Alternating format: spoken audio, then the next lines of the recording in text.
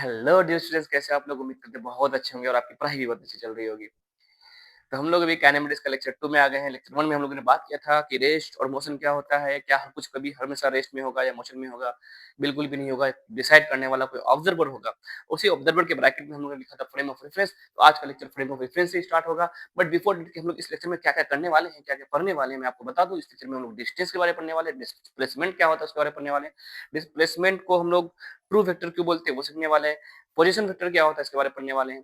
क्या position vector true vector होगा कि नहीं होगा ये सीखने वाले हैं, क्योंकि एनसीईआरटी में सब लाइन लिखा होता है। मैं इसको एक्सप्लेन करने वाला हूँ आपको, क्योंकि उन सबको एक्सप्लेन करने के लिए हमको फ्रेम ऑफ रेफरेंस बताना पड़ेगा आपको। फ्रेम ऑफ रेफरेंस के बारे में हम लोग बहुत डिटेल से चर्चा नहीं करेंगे। कोई स्टूडेंट को लगेगा कि फ्रेम ऑफ रेफरेंस तो इनर्शियल और non inertial frame of reference होता है। मैं उसके बारे में आपको बताऊंगा जब हम लोग एलएलएम पढ़ेंगे। जब हम लोग बात करेंगे कि non inertial frame of reference किसको बोलेंगे, जो बुक्स में जो लिखा हुआ है उसके बारे में कि वो क्या कितना हद तक सही है या सिर्फ उतना जानना काफी है, क्या न्यूटन साहब ने इसके बारे में क्या कहा था, एक्चुअली में क्या है नॉन इनर्शियल फ्रेम, इन सब के बारे में बात करेंगे। चलो ठीक है, लेक्चर को स्टार्ट करते हैं। और आज का लेक्चर का पहला टॉपिक ये कौन सी बला है, फ्रेम ऑफ रेफरेंस। देखो यार, जैसे कि लास्ट लेक्चर में हम लोग बात किए थे कि कोई चीज रेस्ट में होगा या मोशन में होगा, डिसाइड करने वाला ऑब्जर्वर होगा, यानी कोई फ्रेम ऑफ रेफरेंस होगा। तो कौन ऑब्जर्वर है, ऑब्जर्वर किसको बनाएंगे? तो ये हमारा खुद का चॉइस है। हम खुद का चॉइस ऑब्जर्वर हम किसको बना सकते हैं? कुत्ता को बना सकते हैं, बिल्डिंग को बना सकते हैं, ट्री को बना सकते हैं, एक मूविंग ऑब्जेक्ट को बना सकते हैं, किसी को भी ऑब्जर्वर बना सकते हैं। फ्रेम ऑफ रेफरेंस क्या होगा ये टोटली हमारा चॉइस है। लेकिन हम लोग कुछ स्टैंडर्ड चीजें सेलेक्ट कर लेंगे जिससे हम लोग उसी के रिस्पेक्ट में ज्यादातर बातें करेंगे। तो वो स्टैंडर्ड फ्रेम जो होगा उसका नाम है X Y Z coordinate system. ठीक है ना, इसको हम लोग कार्टेशियन कोऑर्डिनेट सिस्टम भी बोलते हैं। कार्टेशियन नाम आया एक मैथमेटिशियन से, ठीक है, जिन्होंने इसके बारे में बताया थे सबसे पहले। खैर हम लोग को तो अभी उनके हिस्ट्री के बारे में जानना नहीं है। तो X Y Z coordinate system क्या होता है कि हम लोग सबसे पहले कोई भी पॉइंट को एक ओरिजिन सेलेक्ट कर लेते हैं और हम लोग तीन ऐसा डायरेक्शन लेते हैं जो आपस में परपेंडिकुलर हो एक दूसरे के। कोई भी एक पॉइंट लिए और इसको हम लोग इनिशियल पॉइंट बोलते हैं, ओरिजिन बोलते हैं, ठीक है, जहां से हम लोग स्टार्ट करेंगे चीजों को देखना। और हम लोग क्या करेंगे, कोई भी तीन ऐसा लाइन जो आपस में परपेंडिकुलर हो जाती है। देखो ये एक्स एक्सिस है, ये वाई एक्सिस और ये जेड एक्सिस है, ऐसे मान लो। दिख रहा है आपको? ये सर दिख रहा है, ठीक है। तो एक सिस्टम बन गया जो कि इनिशियल पॉइंट है। यहाँ से इधर जाएंगे तो एक्स की तरफ गए, यहाँ से ऊपर जाएंगे तो वाई की तरफ गए, यहाँ से इधर जाएंगे तो जेड की तरफ गए। जी जी जेड जेड जो भी बोलना है आपको, है ना। तो ये हमारा है एक कोऑर्डिनेट सिस्टम। और इसको हम लोग अपना फ्रेम ऑफ रेफरेंस बना करके हम लोग ज्यादातर बातें करेंगे, क्योंकि हमारे लगभग पूरे फिजिक्स में हम लोग एक्स वाई जेड में ही बातें करेंगे। और इसलिए हम लोग अपना एक फ्रेम ऑफ रेफरेंस को चूज कर लिए जिसका नाम होगा X Y Z coordinate system. हालांकि ये हम लोग का, ये अगर चेंज हुआ तो चीजें कुछ चेंज भी हो सकता है, और देखेंगे कि जब ये चेंज हुआ तो क्या चीज चेंज होगा और क्या चीज चेंज नहीं होगा। कौन सा ऐसा क्वांटिटी होगा जो इस पे इसके चेंज होने पे डिपेंड नहीं करेगा, और कैसे कौन सा ऐसा क्वांटिटी जो इसके चेंज होने पे डिपेंड करेगा। ठीक है, ये भी जस्ट आगे इसी लेक्चर में बात करने वाले हैं। तो इतना समझ में आया। तो अगर मान लो कि हमारा कोई भी, तुम जिस रूम में हो या तुम्हारे पास जो कॉपी पेन है उसमें तो दो एक्सिस होता ही होता है, एक एक्स एक्सिस एक वाई एक्सिस, है ना। तो ये आपस में परपेंडिकुलर है। ठीक है सर, इतना समझ में आता है, बचपन से देखते हैं। एक जेड एक्सिस क्या है सर, इसके परपेंडिकुलर में। तो जो दो, देखो एक लाइन है एक्स एक्सिस, एक लाइन है सिंपल। तो इस तरह का जब लाइन होगा, सिंगल लाइन, कोई पार्टिकल सिंगल लाइन में चलेगा तो इसका मोशन हम लोग बोलेंगे मोशन इन वन डायमेंशन। वैसे हम लोग का टॉपिक भी तो ये है, मोशन इन वन डायमेंशन। हम लोग काइनेमेटिक्स में दो पार्ट पढ़ने वाले हैं। जब कोई पार्टिकल सिर्फ और सिर्फ एक डायमेंशन में चलेगा, यानी सिर्फ और सिर्फ एक्स की तरफ चलेगा, यानी सिर्फ और सिर्फ वाई की तरफ चलेगा, या सिर्फ और सिर्फ जेड की तरफ चलेगा, ठीक है। फिर हम लोग देखने वाले मोशन इन टू डायमेंशन, जिसको हम लोग प्रोजेक्टाइल नाम से, प्रोजेक्टाइल मोशन के नाम से जानेंगे, पढ़ेंगे, है ना। तो वहां पे पार्टिकल का मोशन पोजीशन जो है एक साथ दो पोजीशन दोनों तरफ चेंज होगा, दो डायमेंशन में चेंज होगा, उसको डिटेल से देखेंगे। बट फ्रेम ऑफ रेफरेंस के बारे में पता हो कि भाई एक एक्स एक्सिस है, एक वाई एक्सिस है, और इसके परपेंडिकुलर में जेड एक्सिस है, तो आपस में तीनों परपेंडिकुलर हो जाएंगे। यस सर, हो जाएंगे, ठीक है। अब मान लो ये ओरिजिन है, यहाँ से कोई इंसान 2 मीटर इधर गया, 3 मीटर इधर गया, फिर 4 मीटर इधर आ गया, तो कहीं ना कहीं यहाँ पे आया, स्पेस में आ गया। इसका लोकेशन यहाँ से बताएंगे तो सर इसका लोकेशन यहाँ से क्या होगा, तो कुछ एक्स में जाओ, कुछ वाई में जाओ, फिर कुछ जेड में आ जाओ, यहाँ पहुंच जाएंगे, है ना। तो ये हमारे लिए बहुत सुविधा हो जाएगी हमारे लिए कि भाई हमको किसी का पोजीशन को बताने के लिए, कोई ऑब्जेक्ट कहाँ पे है उसका डिस्टेंस डिस्प्लेसमेंट निकालने के लिए हम लोगों ने कुछ, और हम लोगों ने कुछ फ्रेम डिसाइड कर लिया कि भाई इसी फ्रेम के रिस्पेक्ट में हम लोग बात करेंगे, ठीक है। तो ये हमारा फ्रेम ऑफ रेफरेंस है। बहुत लोग बोलता है कि इन जनरल वो बोलता है कि कोई भी ऑब्जेक्ट जब मूव करता है तो उसको मोशन में बोलते हैं, मतलब वो मोशन में है। ये इनकम्प्लीट सेंटेंस है। ये इनकम्प्लीट सेंटेंस इसलिए है कि भाई वो किसके लिए मोशन है, कौन सा फ्रेम के रिस्पेक्ट में मोशन में है ना, कौन ऑब्जर्वर के लिए वो मोशन में है। तो जो हम लोग बात कल किए थे, जैसे कार वार वाला एग्जाम्पल याद करो कि कार में बैठा हुआ उसका पीछे वाला दोस्त जो है उसके रिस्पेक्ट में हमेशा ड्राइवर किस पे, रेस्ट पे है, और जो बाहर से देख रहा है उस कार को उसके लिए वो दोनों किस में, मोशन में है। तो सिर्फ ये बोल देना कि नहीं कोई ऑब्जेक्ट मूव कर रहा है तो मोशन में है, ये इनकम्प्लीट सेंटेंस है। मतलब हमें एक चाहिए फ्रेम ऑफ रेफरेंस, हमें एक चाहिए ऑब्जर्वर। तो ऑब्जर्वेबल फ्रेम ऑफ रेफरेंस हमारे लिए क्या होगा, बेसिकली हम लोग जिस पे ज्यादा बात करने वाले हैं वो होगा एक्सवाइजेड कोऑर्डिनेट सिस्टम। ठीक है, यहाँ तक कोई दिक्कत किसी को? अगर समझ में नहीं आया तो फिर से वापस से सुनो, सारी स्टोरी को स्टोरी की तरह लो। ठीक है, और इन बातों को अपने दिल पे मतलब दिमाग में लो। ठीक है, चलो आ जाओ।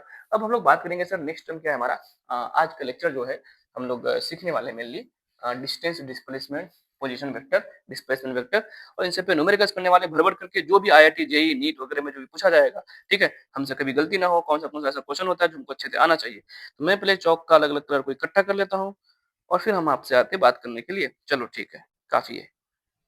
हाँ भाई, तो सबसे पहला टॉपिक लिखो भाई कॉपी में अपना आज का, सर डिस्टेंस।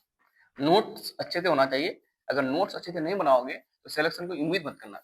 मैं पहले बता देता हूँ, जो भी बच्चा इस लेक्चर को, इस सीरीज को कंप्लीट फॉलो करना चाहते हो, मुझ पे अगर ट्रस्ट रखते हो या आप पहली बार आए हो, तो आपको मैं बता दूं कि हम लोग यहाँ पे पूरा फिजिक्स कवर करने वाले हैं। आपका कंप्लीट कोर्स यहाँ पे कंप्लीट होगा, लेकिन शर्त ये है कि आपको अच्छे से नोट्स बनाना पड़ेगा, और जो आपको होमवर्क टेलीग्राम में या व्हाट्सएप ग्रुप में जो मिलता है उसको फॉलो करना पड़ेगा। और जो टेस्ट वगैरह, टेस्ट सीरीज जब बहुत जल्दी स्टार्ट होगा, जब ऐप बन जाएगा हम लोग का, तो उसमें भी आपको इन्वॉल्व होना पड़ेगा, तब जाकर के आप कुछ सीख पाओगे अच्छे से। ठीक है, अदरवाइज सिर्फ आप इसको अगर स्टोरी की तरह देखोगे या मूवी की तरह देखोगे ऐसे, तो फिर आपको तो उस समय लगेगा, सीडो कॉन्फिडेंस आएगा कि हाँ आपको समझ में आ रहा है, बट एक्चुअली में आपके दिमाग में कुछ भी मतलब ज्यादा देर तक वो रिटेंटिविटी उसका नहीं रहता है। मतलब रिटेंटिविटी एक वर्ड है हिस्टोरिसिस लूप का, मतलब कितना देर तक वो आपके माइंड में रहता है, उसको लोग रिटेंटिविटी बोलते हैं। मतलब ठीक है, तो वो आपको बहुत जल्दी फिर आप भूल जाओगे, आपको उस समय लगेगा कि हाँ हम तो सीख गए। तो इसलिए नोट्स लिखना अच्छे से, है ना, अपने हाथ से नोट्स लिखना, सिर्फ स्क्रीनशॉट लेकर के मत रखना। साथ में बैठो, अपना टेबल में कॉपी पेन लो, है ना, और पानी का बोतल रखो और फिर पढ़ना स्टार्ट कर दो अच्छे से।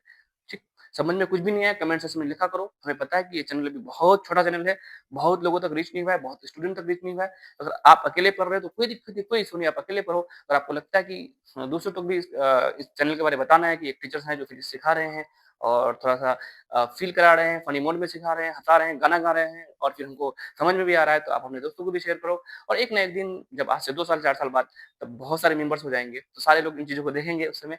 अभी चैनल जब शुरुआत है, मैं शुरुआत दौर के लिए मैं आपको बता रहा हूँ कि आप फिर जितना हो सके इस चैनल को थोड़ा शेयर करो, वीडियोज को लाइक करो, कमेंट करो और दूसरे लोगों तक पहुंचाओ। ठीक है, आ जाओ फर्स्ट टर्म डिस्टेंस क्या होता है। सर डिस्टेंस बहुत पहले से हमने नाम सुना, डिस्टेंस तो बहुत पहले से नाम सुना है। मान लो कोई इंसान, जैसे कल एग्जांपल लिया था, एक लड़का था बाइक लेके ऐसे ऐसे आ रहा है। मतलब अगर मान लो ये हमारे पास, मैंने ऐसे बना दिया, कोई कोऑर्डिनेट सिस्टम है या एक्स वाई एक्सिस है, कुछ भी है ना, एक्स एक्सिस वाई एक्सिस है ना, ऐसा कुछ है मान लो। इसमें मैंने 2 पॉइंट कोई भी ले लिया, एक पॉइंट ये है मान लो, है ना, एक ए पॉइंट है और एक बी पॉइंट है। किसी लड़के को यहाँ पे ए पॉइंट से बी पॉइंट जाना है, मान लो यहाँ पे इसका घर है, यहाँ पे चाय की दुकान है, यहाँ से यहाँ तक जाना है। लेकिन इसको जाना जब यहाँ तक है तो अब रास्ता से जाएगा, ऑब्वियसली कोई ना कोई रास्ता बना होगा। जो रास्ता है वो मान लो कुछ ऐसा है, जो रास्ता कुछ मान लो ऐसा है, रोड जो है ऐसे यहाँ पहुंचा रहा है इसको घूमते हुए। ठीक है, तो जब ये ए से बी गया, जब ये ए से बी पहुंचा, इस पॉइंट से स्टार्ट हुआ, ध्यान से सुनना, डिस्टेंस पर है, नॉट डिस्प्लेसमेंट, नॉट पोजीशन, है ना। इस ए पॉइंट कुछ ना कुछ इसका लोकेशन होगा, पोजीशन होगा, वो अलग बात है, वो अभी आगे करेंगे हम लोग। पोजीशन वेक्टर किसको बोलेंगे, ए का पोजीशन वेक्टर, बी का पोजीशन वेक्टर करेंगे। बट मैं बात तुमको डिस्टेंस के बारे में बता रहा हूँ कि एक पॉइंट से दूसरे पॉइंट पे किसी को जाना होगा तो कुछ ना कुछ पाथ होगा, और उस पाथ को फॉलो करते हुए वहां आया। तो बोलेंगे सर ये कितना डिस्टेंस चला, उसके गाड़ी में जो ओडोमीटर होगा, जो लेंथ को मेजर करेगा, वो पूरे पाथ का लेंथ को मेजर करेगा नहीं करेगा। तो यहाँ गया, ये 200 मीटर है, फिर ऐसे 20 मीटर, फिर ऐसे करते सब कितना मीटर हुआ यहाँ से तक, या कितना किलोमीटर हुआ। तो डिस्टेंस क्या चीज बता रहा है सर, डिस्टेंस तो हमें सब ये बता रहा है कि ये जो एक पॉइंट से दूसरे पॉइंट तक वो टोटल जर्नी जो किया, उसमें कितना उन्होंने पाथ चला, कितना पाथ चला, मतलब सर उस पाथ का लेंथ के बारे में बताता है। अच्छा, हाँ, यानी डिस्टेंस के बारे में बोल सकते हैं कि डिस्टेंस कुछ नहीं है, बस क्या चीज है, एक पॉइंट से जब दूसरे पॉइंट तक कोई ऑब्जेक्ट जाता है, जब वो मोशन में रहता है, जब वो मूव करता है, तो एक पॉइंट से दूसरे पॉइंट तक जाने में जो टोटल पाथ चला, टोटल एक्चुअल पाथ जो उसका जो लेंथ हुआ, उसको हम बोल देंगे कि उस इंसान का या उस ऑब्जेक्ट का वो टोटल डिस्टेंस ट्रेवल या डिस्टेंस कवर हुआ। ठीक है ना, क्या बोलेंगे, डिस्टेंस क्या है, total actual path, total length of actual path, total length of actual path, इन जो एक्चुअल पाथ को ट्रेवल किया उसका टोटल लेंथ कितना, total length of actual path, है ना। इसी को हम लोग क्या बोलेंगे, डिस्टेंस। कोई दिक्कत, तो कोई दिक्कत नहीं। अब total length of actual path मान लो कहां से कहां गया, from A to B, from one point to another point, from one point to another point, from initial point to final point, from initial point to final point, from one point to another point. क्या लिखना है, initial point, जो भी लिखना है आपको, from initial point to final point. From initial point to final point. Initial point से लेकर फाइनल पॉइंट तक जो टोटल एक्चुअल पाथ है वो पाथ का लेंथ को बताएगा, initial point to final point, initial point to final point. तो क्या होगा डिस्टेंस का definition, total length of actual path, जो एक्चुअल पाथ चला उसका टोटल लेंथ कहां से कहां, from initial point to final point, एक जगह से दूसरी जगह तक गया, एक जगह से दूसरी जगह जाने में कितना पाथ चला, कितना डिस्टेंस कैसे पता चलेगा। मान लो अपने पैर में अपना अपना पैर में आपको मान को डिस्टेंस मेजर करने वाला वो नहीं होता है फीता जो होता है ना, वो इसमें वो जो निकलता है पाइप ऐसे गोल गोल होकर बना रहता है, फिर वो जैसे जैसे उसको खींचते तो बाहर निकलता है। तो अपने पैर में उसको बांध दो और चलते रहो चलते रहो चलते रहो चलते रहो चलते रहो चलते रहो चलते रहो चलते रहो, वो कंटिन्यूसली आपको उससे क्या होगा बाहर आता जाएगा। तो वो क्या करेगा, जहां जहां आप जा रहे हो तो पूरा एक्चुअल पाथ का लेंथ को आपको बता देगा। तो जो एक्चुअल पाथ का जो लेंथ है इसको हम लोग क्या बोलने वाले हैं, डिस्टेंस बोलने वाले हैं, कोई दिक्कत नहीं। सर अगर इनिशियल पॉइंट ए है और फाइनल पॉइंट बी है तो ए से बी तक का हमको तो डिस्टेंस पता चल जाएगा। कैसे, तो टोटल पाथ का लेंथ को मेजर कर लेंगे। अच्छा क्या होगा जब यही लड़का यही इंसान बी से ए तरफ आएगा, जब यहाँ से स्टार्ट करके फिर ऐसे आएगा, जब बी से आएगा तो कुछ नहीं होगा सर, बी हो जाएगा इनिशियल पॉइंट और ए हो जाएगा फाइनल पॉइंट, लेकिन लेंथ तो उतना ही होगा। यस सर, क्योंकि मान लो वो उसी रास्ता से आएगा, उसी रास्ता में मान लो बीच में चाय की दुकान भी है, यहाँ पे उसका दोस्त भी है अपने, मान लो कि ये चाय की दुकान है, बीच में उसका दोस्त का घर है, ठीक। तो जब वो ऐसे गया तो अपने दोस्त को यहाँ से उठाया, फिर चाय की दुकान में आया, फिर वापस आ रहा है, जब वापस आएगा तो अपने दोस्त को यहाँ पे रखेगा, फिर अपने घर आ जाएगा वापस इसी रास्ता से। तो जब ए से बी गया तो मान लो ये डिस्टेंस आया, एग्जाम्पल के तौर पे ए से बी का डिस्टेंस जो है, ए से बी तक के जाने का जो डिस्टेंस आया, मान लो कि ये 200 मीटर हुआ। तो ये मीटर क्या चीज है दिखाऊंगा। डिस्टेंस को जब हम मेजर करेंगे तो ऑब्वियसली उसका कुछ ना कुछ यूनिट होगा, और वो यूनिट जो है एसआई यूनिट उसको मीटर बोलेंगे, सब कुछ दिखाया जाएगा नोट्स में, सब कुछ आएगा। एक छोटा छोटा पॉइंट से लेकर के सारा पॉइंट सारा डेरिवेशन हर कुछ आने वाला है। नोट्स जितना सुंदर होगा, जितना बेसिक बात देखोगे, ये ज्यादा ओवर कॉन्फिडेंट मत आना कि ये तो आता था मैंने नहीं लिखा। आप नोट्स को जितना सुंदर बनाओगे, आप नोट्स सिर्फ अपने लिए नहीं बना रहे हो, आप नोट्स अपने फ्यूचर के लिए बना रहे हो। आप वो नोट्स ऐसे बनाओ कि कल होकर के आप किसी को सिखा सको, बता सको, पढ़ा सको। कल होकर के आप अपने छोटे भाई छोटी बहन जो भी है उनको आप वो नोट्स प्रोवाइड कर सको। वो अगर क्लास 9th में भी है 7th में भी उनको भी पढ़ के कुछ समझ में है। ये तरीका होता है नोट्स बनाने का। ये नहीं कि हमको ये आता है ये नहीं लिखे, ये लिखा, ये नहीं, ठीक है। अगर आप थ्रू आउट पढ़ना चाहते हो तो आपको ऐसे पढ़ना ही पड़ेगा। अगर आप नहीं, ठीक है, पढ़ के रखे, अगर हम रिपीटेड स्टूडेंट है तो ठीक है, आप स्किप करना बातों को और सिर्फ और सिर्फ आप क्वेश्चन सोल्व करना, ठीक है, उतना भी कर सकते हो। चलो कोई बात नहीं। ए से बी तक जाने में जो डिस्टेंस ट्रेवल हुआ वो मान लो 200 मीटर है। सर उसने जब वापस आया तो बी से ए जब आया, बी से ए जब वापस आया तब भी डिस्टेंस कितना हुआ, 200 मीटर ही। मतलब ये डिस्टेंस जो था ए से बी जाए या बी से ए आए, दोनों केस में क्या सेम है। जबकि ए से बी जब जा रहा था तो डायरेक्शन अलग था, तो इधर से इधर जा रहा था। जब बी से तो फिर इधर से इधर आया। लेकिन डिस्टेंस जो है वो बिल्कुल डायरेक्शन पे डिपेंड ही नहीं कर रहा है, वो तो सिर्फ और सिर्फ लेंथ को बताता है कि टोटल कितना लेंथ चला।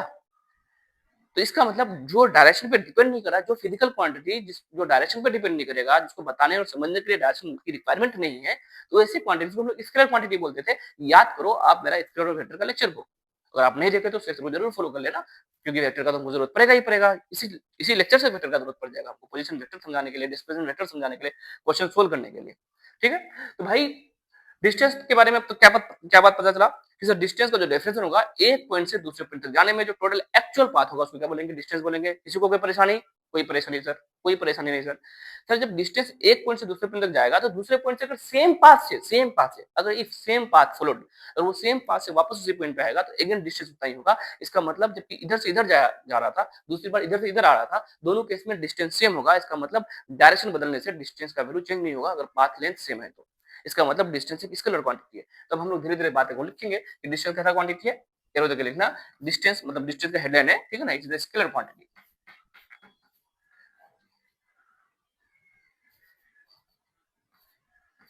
Scalar quantity, it is an scalar quantity. कैसा क्वांटिटी है, स्केलर क्वांटिटी, ठीक है। अच्छा नेक्स्ट पॉइंट सर, इसका जो यूनिट होगा डिस्टेंस को जब किसी भी फिजिकल क्वांटिटी को अगर मेजर करेंगे ना तो उसको हम कुछ ना कुछ उसके साथ यूनिट लगाएंगे, तभी तो उसका मीनिंगफुल बातें होगा कि सर हमने 200 क्या 200 केजी मतलब मास हो जाएगा, 200 सेकंड मतलब टाइम हो जाएगा, 200 न्यूटन मतलब फोर्स हो जाएगा। तो 200 के बाद हमको बोलना पड़ेगा मीटर, तभी हमको समझ में आएगा कि पाथ लेंथ के बारे में बात हो रहा है, डिस्टेंस या रेडियस या पेरीमीटर या डिस्प्लेसमेंट कुछ तो हो रहा है, वो मीटर हमको बता देगा। तो सर इसका जो यूनिट होगा किसी भी फिजिकल क्वांटिटी का, तो हम लोग बेसिकली दो यूनिट को लेकर के चलेंगे। एक को बोलेंगे SI unit, international system of unit, और एक को बोलेंगे सीजीएस यूनिट, ठीक है ना। ये दो यूनिट हम लोग को समझ में आना चाहिए। बाकी बहुत सारा पॉसिबल यूनिट है, उनमें कन्वर्जन भी हमको पता होना चाहिए। बेसिक कन्वर्जन की 1 किलोमीटर कितना मीटर होता है, या फिर अगर मिलीमीटर, माइक्रोमीटर, एंगस्ट्रम, नैनोमीटर, है ना, ये सब चीज आपको हम सिखाते जाएंगे, उसका बिल्कुल टेंशन मत लो, आपके नोट्स में हर कुछ बातें आ जाएगा जो आपको जरूरत पड़ेगा। ऐसा कोई बात नहीं होगा जो आपको कभी भी कंफ्यूजन होगा, जो भी फिजिक्स में वर्ड्स लिखा होगा जो, ठीक है। तो चलो, ये सर यूनिट क्या है, यूनिट की जरूरत क्यों पड़ी किसी भी फिजिकल क्वांटिटी को जब हम मेजर करेंगे तो मीनिंग को कंप्लीट करने के लिए। बट सर ठीक है, हम डिस्टेंस को तो और भी तरीके से मेजर कर सकते थे, डिस्टेंस को हम स्टेप में भी मेजर कर सकते थे sir, 2 step, 4 step, 10 step, 20 step.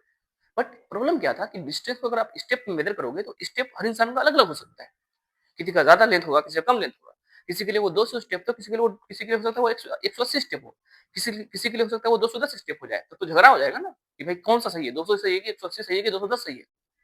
ठीक है, जैसे हमारे बिहार में पटना में पाथ मतलब डिस्टेंस को लोग ना मतलब ऐसे बताते हैं, बांस से बताते हैं, बांस मतलब वो जो बॉम्बो होता है ना, वो जो है ना, जो हम लोग टेंट वगैरह में गाड़ते हैं।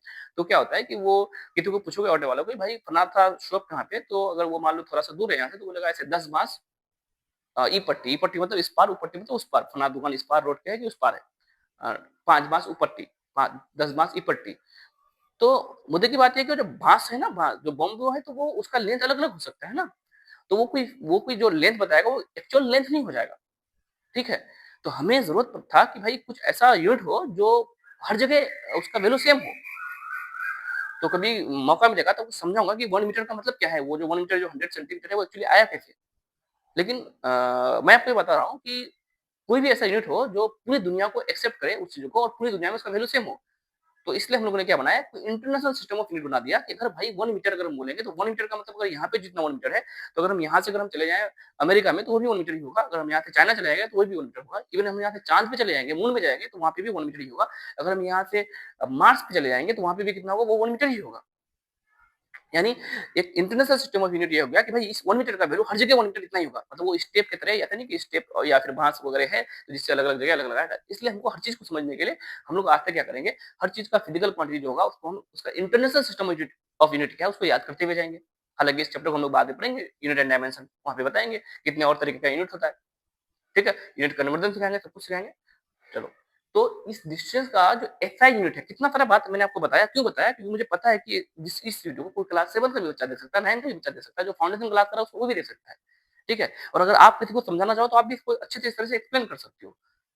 ठीक है, डिस्टेंस का SI unit, it's SI unit, it's SI unit, it's SI unit. तो इसका एसआई यूनिट क्या होगा, बोलना मीटर, क्या होगा, मीटर, मीटर याद रखना। डिस्टेंस का जो इंटरनेशनल सिस्टम ऑफ यूनिट है वो क्या होगा, मीटर। तो हम लोग भी आज से क्या बोलेंगे, डिस्टेंस को अगर हम लिखेंगे अक्सर तो मीटर में लिखेंगे। इसका मतलब ये नहीं कि किलोमीटर में डिस्टेंस नहीं हो सकता है सर 2 किलोमीटर, तो हम किलोमीटर को मीटर में चेंज कर देंगे। 1 किलोमीटर कितना होता है, 1000 मीटर होता है ना।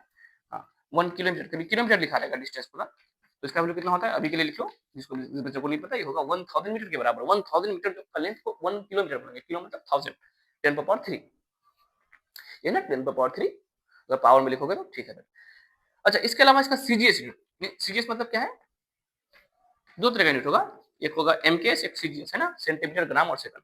तो सीजीएस यूनिट का क्या हो जाएगा, डिस्टेंस का ही सीजीएस, किसी भी लेंथ का 2 तरह का स्टैंडर्ड यूनिट याद रखना, एक एसआई यूनिट और एक सीजीएस यूनिट। एसआई यूनिट क्या है, मीटर है, और सीजीएस यूनिट क्या है, सेंटीमीटर है, क्या है, सेंटीमीटर, है ना, लिखते जाओ centimetre. Very good, centimetre.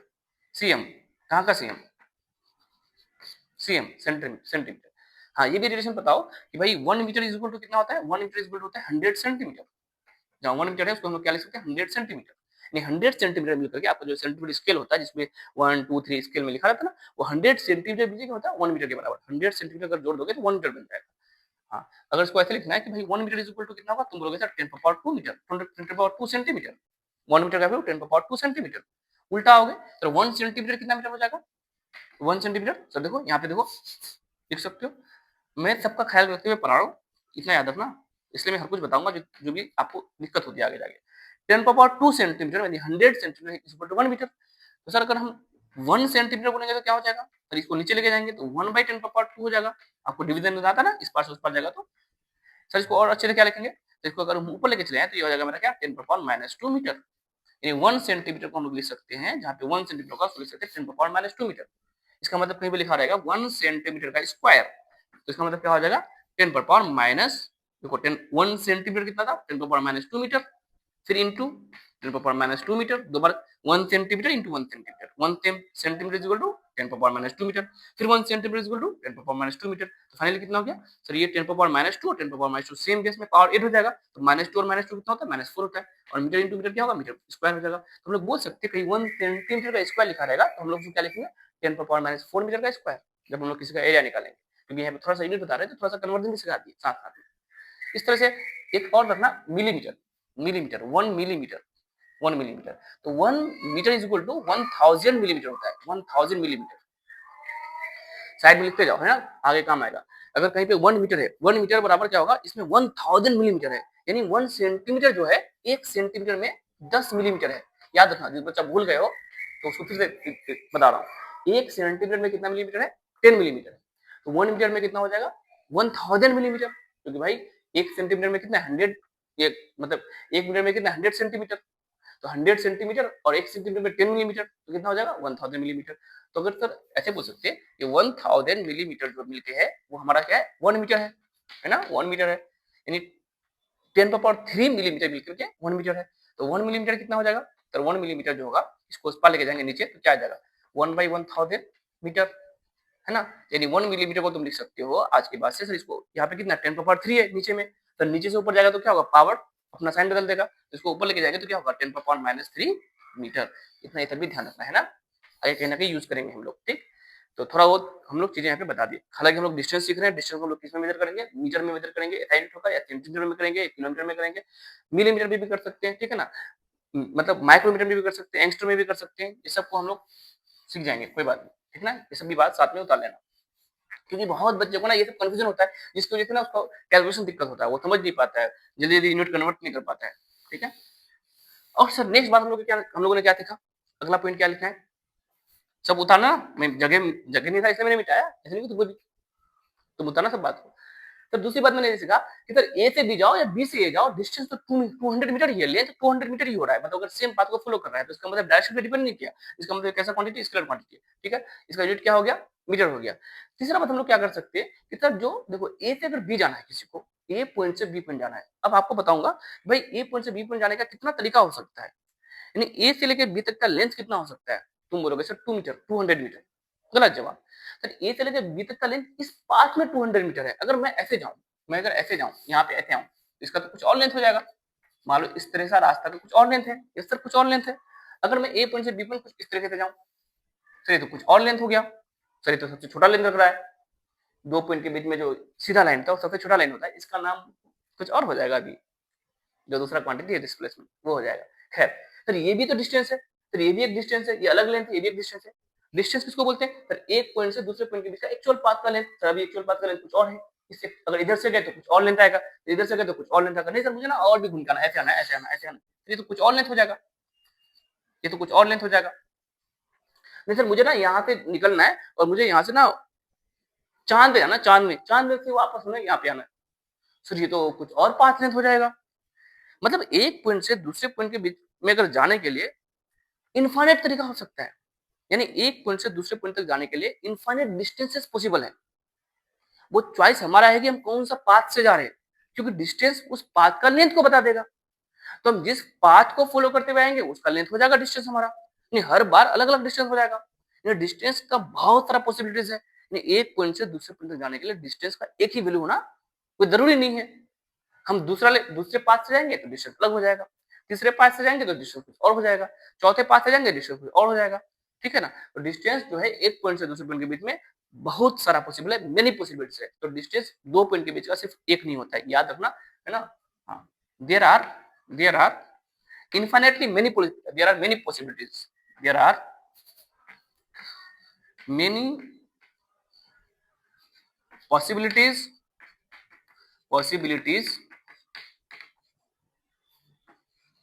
of distance from one point to another point, from one point to another point, from one point to another point, from one point to another point, उतारते जाओ, from one point to another point, एक point से दूसरे point तक जाने के लिए distance जो है वो इनफाइनेटली पॉसिबल, बहुत सारा हो सकता है, कोई एक ही डिस्टेंस नहीं होगा, हर बार अलग अलग लेंथ होगा तो अलग अलग डिस्टेंस हो जाएगा, मतलब डिस्टेंस कोई दो पॉइंट के बीच का फिक्स हो ही नहीं सकता है, वो तो डिपेंड करेगा कौन सा रास्ता से गया। ये सब समझ में आया।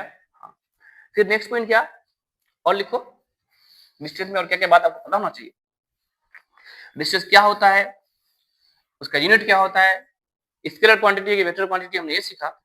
और बहुत सारा चांसेस होता है एक जगह से दूसरी जगह जाने का, अलग अलग पाथ में अलग अलग डिस्टेंस होगा। यहाँ से आ जाने का डिस्टेंस हमारा d1 है, इसको मैं d2 नाम दे रहा हूँ, डिस्टेंस को इस डिस्टेंस को मैं d3 नाम दे रहा हूँ, इसको मैं d4 नाम दे रहा हूँ। ना जाने कितना सारा पॉसिबिलिटीज है। ठीक है, अब सर एक जगह से दूसरी जगह जब हम जाएंगे, अगर हम कब जाएंगे, जब हम मोशन में रहेंगे। जब हम रेस्ट पे रहेंगे तो एक ही जगह रहेंगे, हमारा तो पोजीशन चेंज ही नहीं होगा। पोजीशन में चेंज होगा तभी तो डिस्टेंस कवर होगा। तो जब पोजीशन में चेंज होगा और डिस्टेंस कवर होगा तो क्या सर हम एक चीज और बोल सकते हैं यहाँ पे कि जब हम एक जगह से चलना स्टार्ट कर दिए और हम चल रहे हैं और हम चल रहे हैं और हम चल रहे हैं मोशन में, तो क्या डिस्टेंस हमेशा इंक्रीज ही करेगा? क्योंकि डिस्टेंस क्या चीज है? तो डिस्टेंस तो था पाथ लेंथ। डिस्टेंस क्या था? तो डिस्टेंस था actual path length. Actual path length को अगर हम डिस्टेंस बोल रहे हैं तो अगर हम मान लो कंटिन्यूसली अगर मोशन में कंटिन्यूसली अगर मूव कर रहे हैं तो हमारा डिस्टेंस कभी घट ही नहीं सकता है।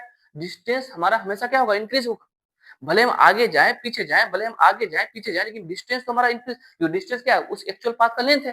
तो हम ये बोल सकते हैं कि कोई भी ऑब्जेक्ट अगर मोशन में है तो उसका डिस्टेंस कंटिन्यूसली इंक्रीज करेगा।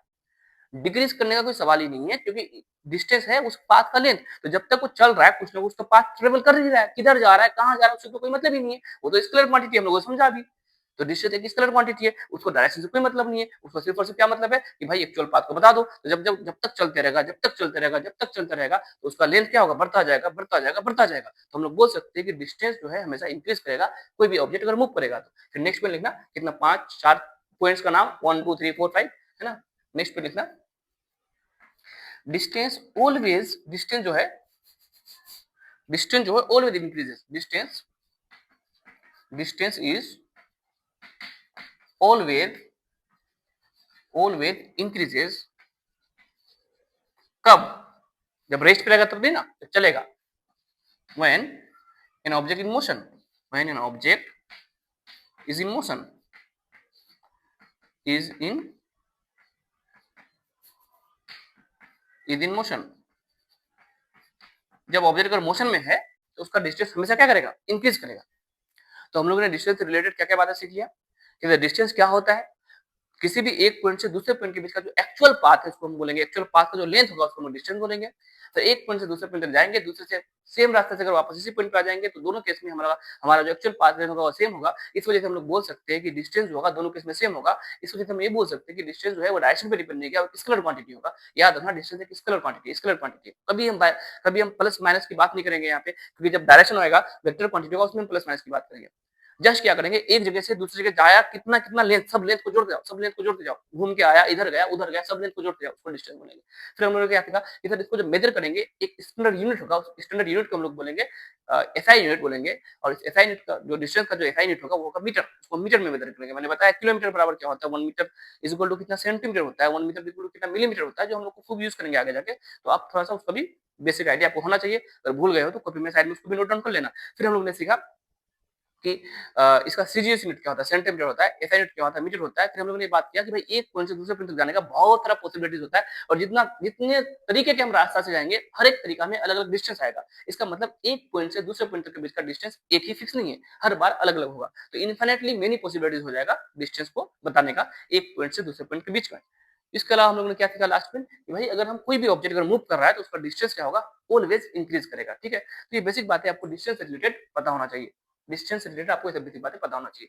फिर आप लोग क्वेश्चन भी करेंगे, उससे पहले हम लोग थोड़ा एक और टर्म के बारे में समझेंगे। एक समस्या हो जाएगा हमारे पास। ये समस्या ये होगा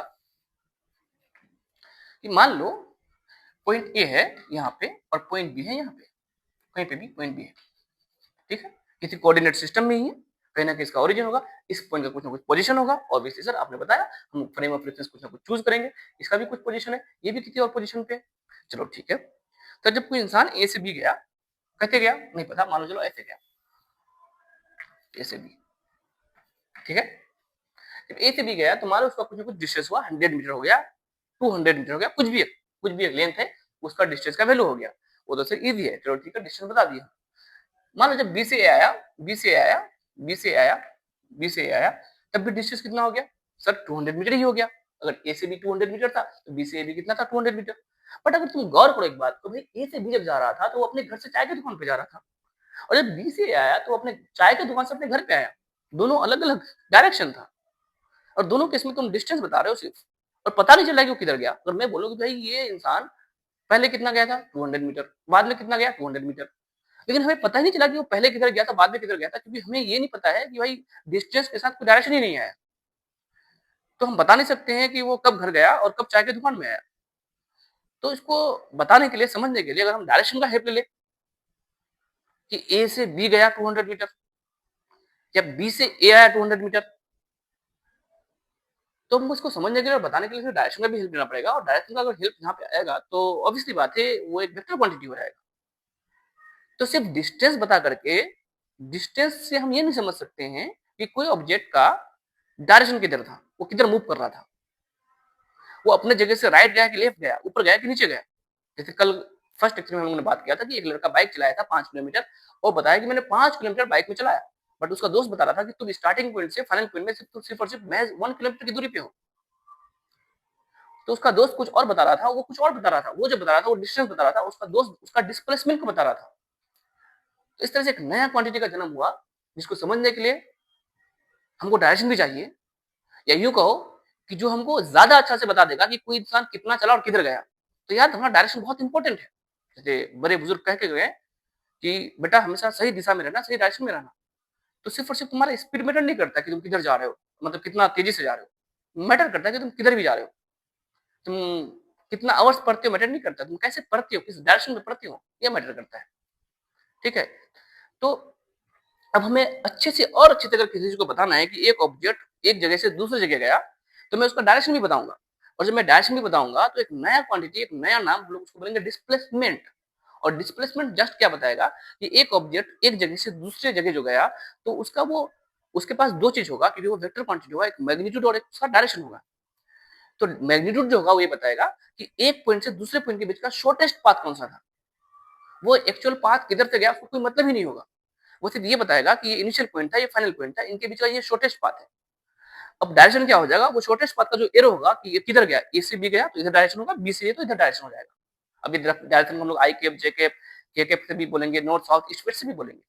बट आप डिस्प्लेसमेंट को पहले समझो। डिस्प्लेसमेंट दो पॉइंट के बीच का शॉर्टेस्ट पाथ को बताएगा, ना कि एक्चुअल पाथ को बताएगा।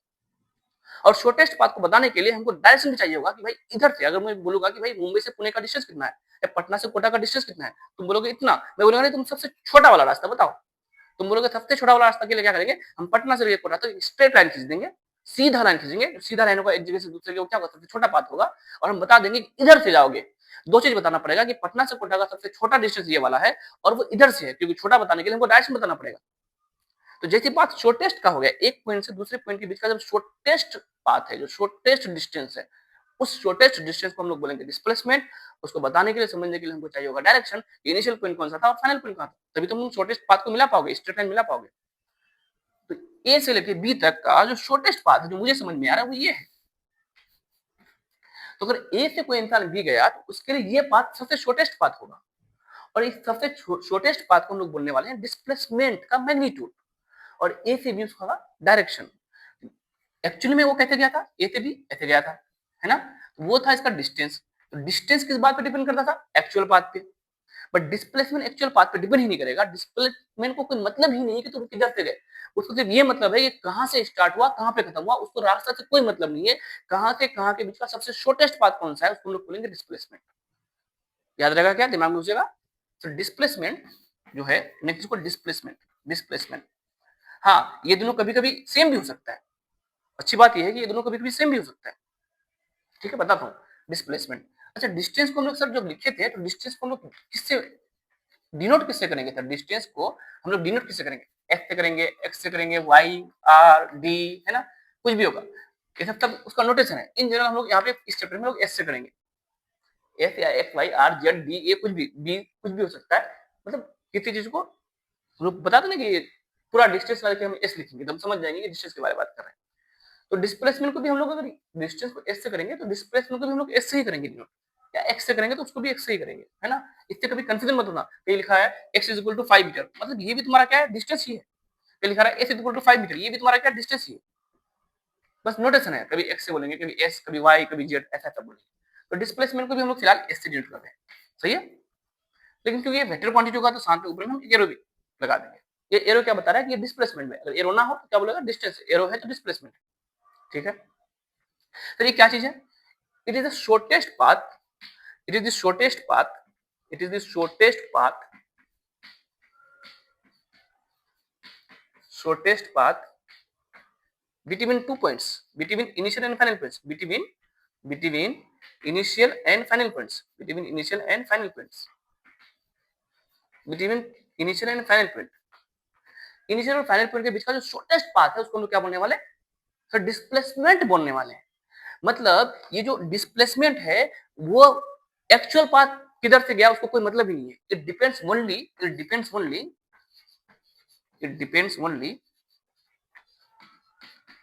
Initial and final point. Initial and final point. Sir ये तो क्या इतना सिखा रहे हो भाई? मैं सबको लेके सिखा रहा हूँ। एक एक चीज एक एक बच्चा को समझ में आना चाहिए। जब हम क्वेश्चन करेंगे तो फिर किसी को कोई डाउट ना होना चाहिए। हो सकता है तुमसे भी क्वेश्चन ना बने जब तुमको लग रहा है कि मुझे सब आता है। आएंगे क्वेश्चन पे, है ना? It depends only initial and final point. यानी डिस्प्लेसमेंट सिर्फ और सिर्फ इस बात पर डिपेंड करेगा कि शुरुआत का पॉइंट क्या था, फाइनल पॉइंट क्या था, उसको बता दो। उनके बीच का शॉर्टेस्ट पाथ को बताएगा। उसको कोई मतलब नहीं है कि एक इंसान इधर से गया, इधर से आया, इधर से आया, इधर से आया, जबकि डिस्टेंस अलग अलग, रास्ता का अलग अलग होगा। इसका मतलब डिस्प्लेसमेंट का सिर्फ और सिर्फ सिंगल वैल्यू होगा। इसका मतलब डिस्प्लेसमेंट का ओनली सिंगल वैल्यू, एक ही वैल्यू होगा, ओनली सिंगल वैल्यू, एक ही वैल्यू होगा, ओनली सिंगल वैल्यू। अगर एक जगह से दूसरी जगह जाएगा तो डिस्प्लेसमेंट एक ही हो सकता है। शॉर्टेस्ट मतलब सबसे छोटा, उससे छोटा और क्या होगा? तो एक ही वैल्यू आएगा शॉर्टेस्ट। क्योंकि सर यहाँ डायरेक्शन का बात है। अगर हम ए से बी जाएंगे तो इधर एरो लगाए, ए से बी में इधर एरो लगाए। जब हम बी से ए आएंगे तो एरो इधर हो जाएगा। जब हम बी से ए आएंगे फिर एरो इधर हो जाएगा। जब ए से बी जा रहे थे तो एरो इधर की तरफ था और बी से ए में एरो इधर की तरफ था। तो यानी इसका मतलब ये बताएगा, डिस्प्लेसमेंट जो बताएगा और तो डायरेक्शन को भी बताएगा कि मुंबई से पुणे गए कि पुणे से मुंबई आए, कोटा से पटना गए कि पटना से कोटा आए। समझा ना कि नहीं आया? दिल्ली से पटना आए कि पटना से दिल्ली गए। तो दो बार अलग अलग डायरेक्शन है और दोनों बार वो डायरेक्शन के साथ अपना वैल्यू को बताएगा। तो इसका मतलब डिस्प्लेसमेंट वेक्टर क्वांटिटी कैसा क्वांटिटी है? जबकि डिस्टेंस वेक्टर क्वांटिटी नहीं था। दोनों केस में इक्वल इक्वल आ रहा था। पाथ पाथ का लेंथ दोनों केस में इक्वल आया था, याद करो। तो वेक्टर क्वांटिटी होगा। जो वेक्टर क्वांटिटी होगा पॉजिटिव नेगेटिव जीरो सब हो सकता है। इट कैन बी, समझा तो लिखो पहले, इट कैन बी पॉजिटिव, क्या लिखा है? पॉजिटिव, नेगेटिव और जीरो। मतलब दो पॉइंट, एक पॉइंट से दूसरे पॉइंट के बीच का जो डिस्प्लेसमेंट होगा उसका वैल्यू पॉजिटिव भी आ सकता है, उसका वैल्यू नेगेटिव भी आ सकता है, उसका वैल्यू जीरो भी हो सकता है। निकालेंगे भी डिस्प्लेसमेंट वेक्टर कैसे होगा। डिस्प्लेसमेंट वेक्टर को बोलेंगे कैसे, समझेंगे कैसे, कोऑर्डिनेट सिस्टम का लेकर के बताएंगे कि ट्रू वेक्टर है, सब कुछ है। पर इतना बेसिक बेसिक चीज सीखो, डेफिनेशन सीखो। इसको भी किसमें मेजर करेंगे? इसका भी एसआई यूनिट क्या होगा? तुम नोट्स को अच्छे से बनाना। एसआई यूनिट क्या होगा इसका भी? तो एसआई यूनिट इसका भी क्या होगा? मीटर होगा। सीजीएस में क्या होगा? तो इसका भी सीजीएस यूनिट सेंटीमीटर होगा। ठीक है? कोई इशू? कोई इशू नहीं है सर, कोई इशू नहीं। एक केस में डिस्टेंस और डिस्प्लेसमेंट इक्वल होगा, बताओ तो कब? जब ए से बी कोई इंसान गया, इधर से ही गया, तो डिस्टेंस तो यही होगा सर। डिस्टेंस क्या होता है सर? Actual path length. गया भी इधर से गया है, इधर से गया है। और डिस्प्लेसमेंट तो सर यही है। डिस्प्लेसमेंट पाथ को तो देखते नहीं, वो देखता है सर इनिशियल और फाइनल पॉइंट का बीच का शॉर्टेस्ट डिस्टेंस। सर वो भी तो ये बन जाएगा। इसका मतलब कोई इंसान अगर ठीक है ना स्ट्रेट पाथ में मूव करेगा तो उसका डिस्टेंस और डिस्प्लेसमेंट सेम हो जाएगा। क्योंकि स्ट्रेट पाथ डिस्प्लेसमेंट को तो बताएगा ही बताएगा, क्योंकि वो शॉर्टेस्ट पाथ हो जाएगा। और डिस्टेंस क्या होगा? तो वो एक्चुअल पाथ है, क्योंकि उसका एक्चुअल पाथ भी स्ट्रेट पाथ था। तो उस केस में क्या होगा? डिस्टेंस और डिस्प्लेसमेंट क्या होंगे? इक्वल होंगे। तो नेक्स्ट में लिखना, ठीक है?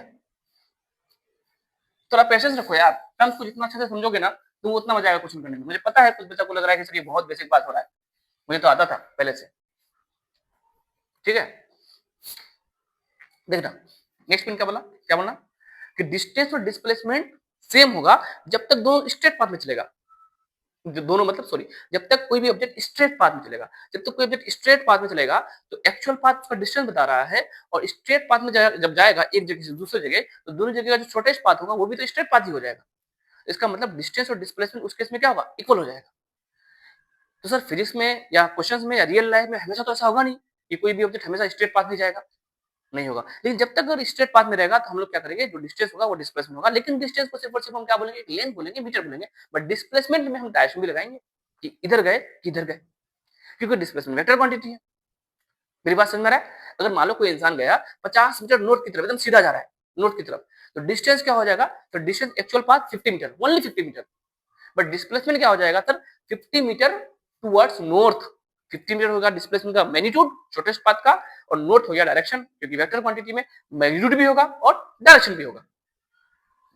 तो ये वाली पॉइंट आपको पता होना चाहिए कि जब कोई ऑब्जेक्ट किसी स्ट्रेट पाथ में मूव करता है, जब कोई ऑब्जेक्ट किसी स्ट्रेट पाथ में मूव करता है और वो डायरेक्शन अपना नहीं बदलता है, जब तक वो क्या करता है, अपना डायरेक्शन नहीं बदलता है, तब तक डिस्टेंस और डिस्प्लेसमेंट इक्वल होता है। अब सर ये डायरेक्शन नहीं बदलता मतलब क्या हो गया? देखो, जैसे मान लो कोई इंसान यहाँ से चलना स्टार्ट हुआ, तुम आराम से समझना, है ना, दिमाग लगाओ, इधर उधर मत सोचो। यहाँ से चलना स्टार्ट हुआ और ये यहाँ गया गया गया गया, चलो मान लो यहाँ तक आ गया, बी पॉइंट तक। तो इस केस में जो डिस्टेंस है वो डिस्प्लेसमेंट है। तो ये यहाँ से एक्चुअल पाथ है, इस डिस्टेंस ये हो गया, फिर यहाँ से शॉर्टेस्ट पाथ यही है, सर डिस्प्लेसमेंट यही हो गया, इन दोनों का मैग्नीट्यूड सेम है। हालांकि डिस्प्लेसमेंट की डायरेक्शन भी है कि सर ये फिर भी इधर की तरफ गया। अगर मान लो क्या हुआ, जैसे यहाँ से टर्न लिया, इधर आना स्टार्ट और यहाँ तक आया, अब यहाँ तक आ गया, तो डिस्टेंस क्या हो गया? तो ये डिस्टेंस जो हुआ, तो यहाँ से लेकर ये पूरा एक्चुअल पाथ हो गया। सर डिस्टेंस क्या है? सर डिस्टेंस होता है total length of actual path. तो सर यहाँ से चलना स्टार्ट किया था, यहाँ से चलना स्टार्ट किया था, ये लेंथ ये लेंथ ये लेंथ फिर ये लेंथ फिर ये लेंथ फिर ये लेंथ फिर ये लेंथ, तो डिस्टेंस क्या होगा? तो दिस डिस्टेंस हमेशा ऐड होगा। कभी ऐसा नहीं कि सिर्फ वापस आ गया तो डिस्टेंस को सब्ट्रैक्ट करेंगे, अभी लिखा है डिस्टेंस हमेशा इंक्रीज करेगा जब तक कुछ मूव करेगा। तो डिस्टेंस यहाँ से यहाँ कितना क्या मानो, जो भी हो गया वैल्यू हो गया। बट तुम डिस्प्लेसमेंट को देखो, सर जब यहाँ से यहाँ तक आया तो डिस्प्लेसमेंट को कोई मतलब नहीं है कहाँ गया था, किधर गया था, मतलब किधर से गया था, उसको कोई मतलब नहीं है। उसको सिर्फ क्या मतलब है? उसको सिर्फ इतना मतलब है कि इनिशियल पॉइंट कौन सा है, ये वाला, अच्छा फाइनल पॉइंट कौन सा है, ये वाला। चलो इनके बीच का शॉर्टेस्ट पाथ बताओ, इनके बीच का शॉर्टेस्ट पाथ ये वाला है कि नहीं है? तो इनके बीच का जो शॉर्टेस्ट पाथ है, इनके बीच का जो शॉर्टेस्ट पाथ है, इसको हम क्या बोलेंगे? डिस्प्लेसमेंट बोलेंगे। तो हमें दिख रहा है कि डिस्प्लेसमेंट का जो मैग्नीट्यूड है वो काफी छोटा है। तो जैसे कोई पार्टिकल टर्न ले लेगा ना, स्ट्रेट पाथ में जा रहा है जा रहा है जा रहा है जा रहा है जा रहा है जा रहा है जा रहा है जा रहा है, distance is equal to displacement, दोनों का मैग्नीट्यूड सेम है। जैसे कोई पार्टिकल टर्न ले लिया ना, तो कई तो डिस्टेंस तो बढ़ जाएगा लेकिन डिस्प्लेसमेंट कम हो जाएगा। ठीक है, इसको और भी डिटेल से समझेंगे जब क्वेश्चन करेंगे। तो फिलहाल एक पॉइंट हम लोग यहाँ से लिख सकते हैं क्या, डिस्टेंस और डिस्प्लेसमेंट जो है ना, डिस्टेंस और डिस्प्लेसमेंट सेम होगा। Distance and displacement, distance and displacement will be same for a particle, for an object, ये भी लिखना है, for an object moving in a straight line, in a straight line, किसी स्ट्रेट लाइन में अगर move करेगा and in same direction, और direction change नहीं करना है, डायरेक्शन चेंज नहीं करना है, टर्न नहीं लेना है, एंड सेम डायरेक्शन। इस चीज को अंडरलाइन कर सकते हो, यानी अगर यहां से यहां गया, कोई स्ट्रेट लाइन पे गया, तो ए से बी का जो डिस्टेंस होगा वही क्या होगा? डिस्प्लेसमेंट। इस केस में distance is equal to displacement, जो भी वैल्यू आएगा। मान लो यहाँ का अगर लोकेशन मान लो 0 मीटर है और यहाँ का लोकेशन अगर मान लो 100 मीटर है, सर डिस्टेंस कितना हो जाएगा सर? Total path 100 metre. तो डिस्प्लेसमेंट क्या होगा सर? उसका फॉर्मूला तो अभी हम जाने नहीं, हम लोग थोड़ी बात सीखेंगे कि डिस्प्लेसमेंट एक वेक्टर है, तो ये बताएगा final position vector minus initial position vector. तो डिस्प्लेसमेंट भी कितना हो जाएगा सर? सर ये शॉर्टेस्ट पाथ, ये भी कितना आया? 100 आया। तो जब तक कोई ऑब्जेक्ट जब एक पॉइंट से दूसरे पॉइंट में जाएगा और वो पॉइंट किसी स्ट्रेट लाइन में है और वो ऑब्जेक्ट का डायरेक्शन नहीं बदल रहा, इधर भी यहाँ पे सिर्फ ऐसे जाएगा, ऐसा नहीं कि ऐसे हो गया, ऐसा नहीं कि ऐसे हो गया, यानी वापस हो गया, तो कुछ भी नहीं होगा, तब तक डिस्टेंस और डिस्प्लेसमेंट क्या होंगे? सेम होंगे। याद रहेगा क्या? ये सर याद रख सकते हैं हम लोग, यहाँ पे कोई दिक्कत नहीं है। तो थोड़ा सा और डिस्प्लेसमेंट को हम पढ़ते हैं, फिर हम लोग क्वेश्चन करेंगे। थोड़ा सा और डिस्प्लेसमेंट को पढ़ते हैं, फिर अपन लोग क्वेश्चन करेंगे। सर्कल वाला क्वेश्चन करेंगे, पहिया वाला क्वेश्चन करेंगे, जो आपको क्वेश्चन एग्जाम में आता है जिस तरह का क्वेश्चन, और हम लोग वो बंदर वाला क्वेश्चन करेंगे कि इधर गया फिर पेड़ पे चल गया, तो डिस्प्लेसमेंट क्या होगा, डिस्टेंस क्या होगा, और हर तरह का क्वेश्चन करेंगे। और शॉर्टेस्ट पाथ निकालने की कोशिश के टाइप का क्वेश्चन करेंगे। ठीक है, क्वेश्चन भी करेंगे। चलो ठीक है, तो डिस्प्लेसमेंट का थोड़ा सा और के बारे में और थोड़ा सा बातें करते हैं कि डिस्प्लेसमेंट निकालेंगे कैसे ना। तो डिस्प्लेसमेंट का एक फॉर्मूला होगा या कॉन्सेप्ट होगा कि डिस्प्लेसमेंट क्या है, तो एक पॉइंट से दूसरे पॉइंट के बीच का सबसे शॉर्टेस्ट पाथ, जो कि वो गया तुम्हारा क्या, बिल्कुल स्ट्रेट लाइन होगा। तो इसको हम लोग लिख सकते हैं ऐसे, सर डिस्प्लेसमेंट एक वेक्टर क्वांटिटी है ना, तो इसको हम लोग बोल सकते हैं फाइनल पोजीशन, किसी भी ऑब्जेक्ट का जो फाइनल पोजीशन था, फाइनल पोजीशन पोजीशन भी एक वेक्टर क्वांटिटी होने वाला है। देखते हैं भी कैसा वेक्टर है, ट्रू वेक्टर है कि सिर्फ वेक्टर है। Final position minus initial position, सिर्फ रटना नहीं है, मैं समझा रहा हूँ इसको, पहले उतारो तो ठीक। आपको कुछ भी नहीं रटने दूंगा यार, आपको एक एक चीज बताऊंगा, प्रॉमिस करता हूँ। ठीक है, डिस्प्लेसमेंट जो है उसका निकालने का जो तरीका होगा final position minus initial position. अब मतलब क्या हुआ सर, इसको पहले अच्छे से नोट डाउन करना है ना। उतार लिया फॉर्मूला, उतार लिए, यस उतार लिया, देखना चाहना मैं क्या बोला। क्योंकि डिस्प्लेसमेंट क्या है, दो पॉइंट के बीच का शॉर्टेस्ट पाथ है, तो उसी से ये बात बन जाएगा तुम्हारा। मैंने एक कोऑर्डिनेट सिस्टम बनाया जिसमें कोई ये एक्स एक्सिस मान लो, ये एक्सिस है, ये वाई एक्सिस है। ठीक है, इधर नेगेटिव एक्सिस मानो, इधर चलो मैं कोई भी 2 पॉइंट यहाँ पे सिलेक्ट कर रहा हूँ। मान लो एक पॉइंट यहाँ पे ए पॉइंट है, ठीक है, ए पॉइंट मान लो यहाँ पे है और कोई बी पॉइंट मान लो यहाँ पे।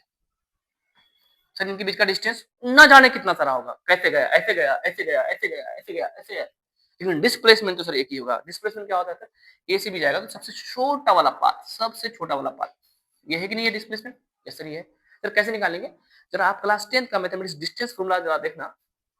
अगर इस पॉइंट का लोकेशन मान लो यहाँ पे कुछ मैं लेता हूँ, मान लो क्या लेता हूँ 1, ये एक्स में 1 मीटर है मान लो, है ना, और वाई में मान लो 2 मीटर है ना इसका लोकेशन, है ना। यहाँ पे मान लो इसका लोकेशन कैसे आया, तो एक्स में कितना है, ये अगर हमारा ओरिजिन है, मैंने बात किया फ्रेम ऑफ रेफरेंस के बारे में, अगर ये ओरिजिन है तो यहाँ इस पॉइंट में जाने के लिए एक्स में मैंने 1 मीटर गया और वाई में मान लो 2 मीटर गया, तो ये मैं यहाँ पहुंच गया 1,2। ऐसे मैंने रैंडम कोई पॉइंट लिया और यहाँ पे मान लो इस पॉइंट का लोकेशन में लिया कुछ भी, एक्स में कितना गया 1 मीटर, फिर 2 मीटर, मान लो एक्स में चले गए यहाँ पे 3 मीटर, कितना मीटर 3 मीटर, है ना, ये वाला पॉइंट एक्स में 3 मीटर है ना, ये 1 है ये 3 है, इसका लोकेशन एक्स में 3 मीटर है। तो वाई में कितना ऊपर गए, मान लो ये 2 है और ये मान लो 4 है, कुछ भी 4 मीटर, ठीक है। तो मैंने 2 पॉइंट तुमको ऐसी किसी एक कोऑर्डिनेट सिस्टम में 2 पॉइंट लिया कि भाई एक पॉइंट ए है एक पॉइंट बी है, मैंने दोनों पॉइंट का लोकेशन तुमको बताया कि वो जो पॉइंट है एक्स वाई कोऑर्डिनेट में, एक्स में 1 है पहला पॉइंट और वाई में 2 पे है, इतना आपको समझ में आ रहा होगा, तो ये आता है किसी भी जगह का लिखना। और बी वाला पॉइंट का मान लो लोकेशन है एक्स में 3 मीटर है वाई में 4 मीटर है, मतलब 3 मीटर ऐसे और 4 मीटर, तो यहाँ पहुंच जाओगे, ठीक। मुझे बताना है कि सर डिस्प्लेसमेंट बताओ, व्हाट इज डिस्प्लेसमेंट, सर इनके बीच का सबसे शॉर्टेस्ट पाथ, ये तो है सर डिस्प्लेसमेंट, ये तो है डिस्प्लेसमेंट, तो इसका लेंथ कैसे निकालेंगे, तो इसका लेंथ कैसे निकालेंगे, इसका मैग्नीट्यूड कितना होगा, फिर इसका मैग्नीट्यूड कितना होगा, या तो बचपन वाला फॉर्मूला जब हम लोग इसका पाथ लेंथ को निकालते थे, किसी स्ट्रेट लाइन का पाथ लेंथ का फॉर्मूला क्या होता था, रूट ओवर x2 - x1 का स्क्वायर प्लस y2 - y1 का स्क्वायर। कितने बच्चों को याद आ गया, तो रूट ओवर x2 - x1 का स्क्वायर प्लस y2 - y1 का स्क्वायर। याद तो आ रहा होगा सर, इसलिए याद आ रहा है। तो बताओ x2 कितना है सर, ये अगर x1 है, ये अगर y1 है, मैं और भी तरीके से बताऊंगा आपको, बस जो आपको आता है वहां से भी फिल कराने की कोशिश कर रहा हूँ।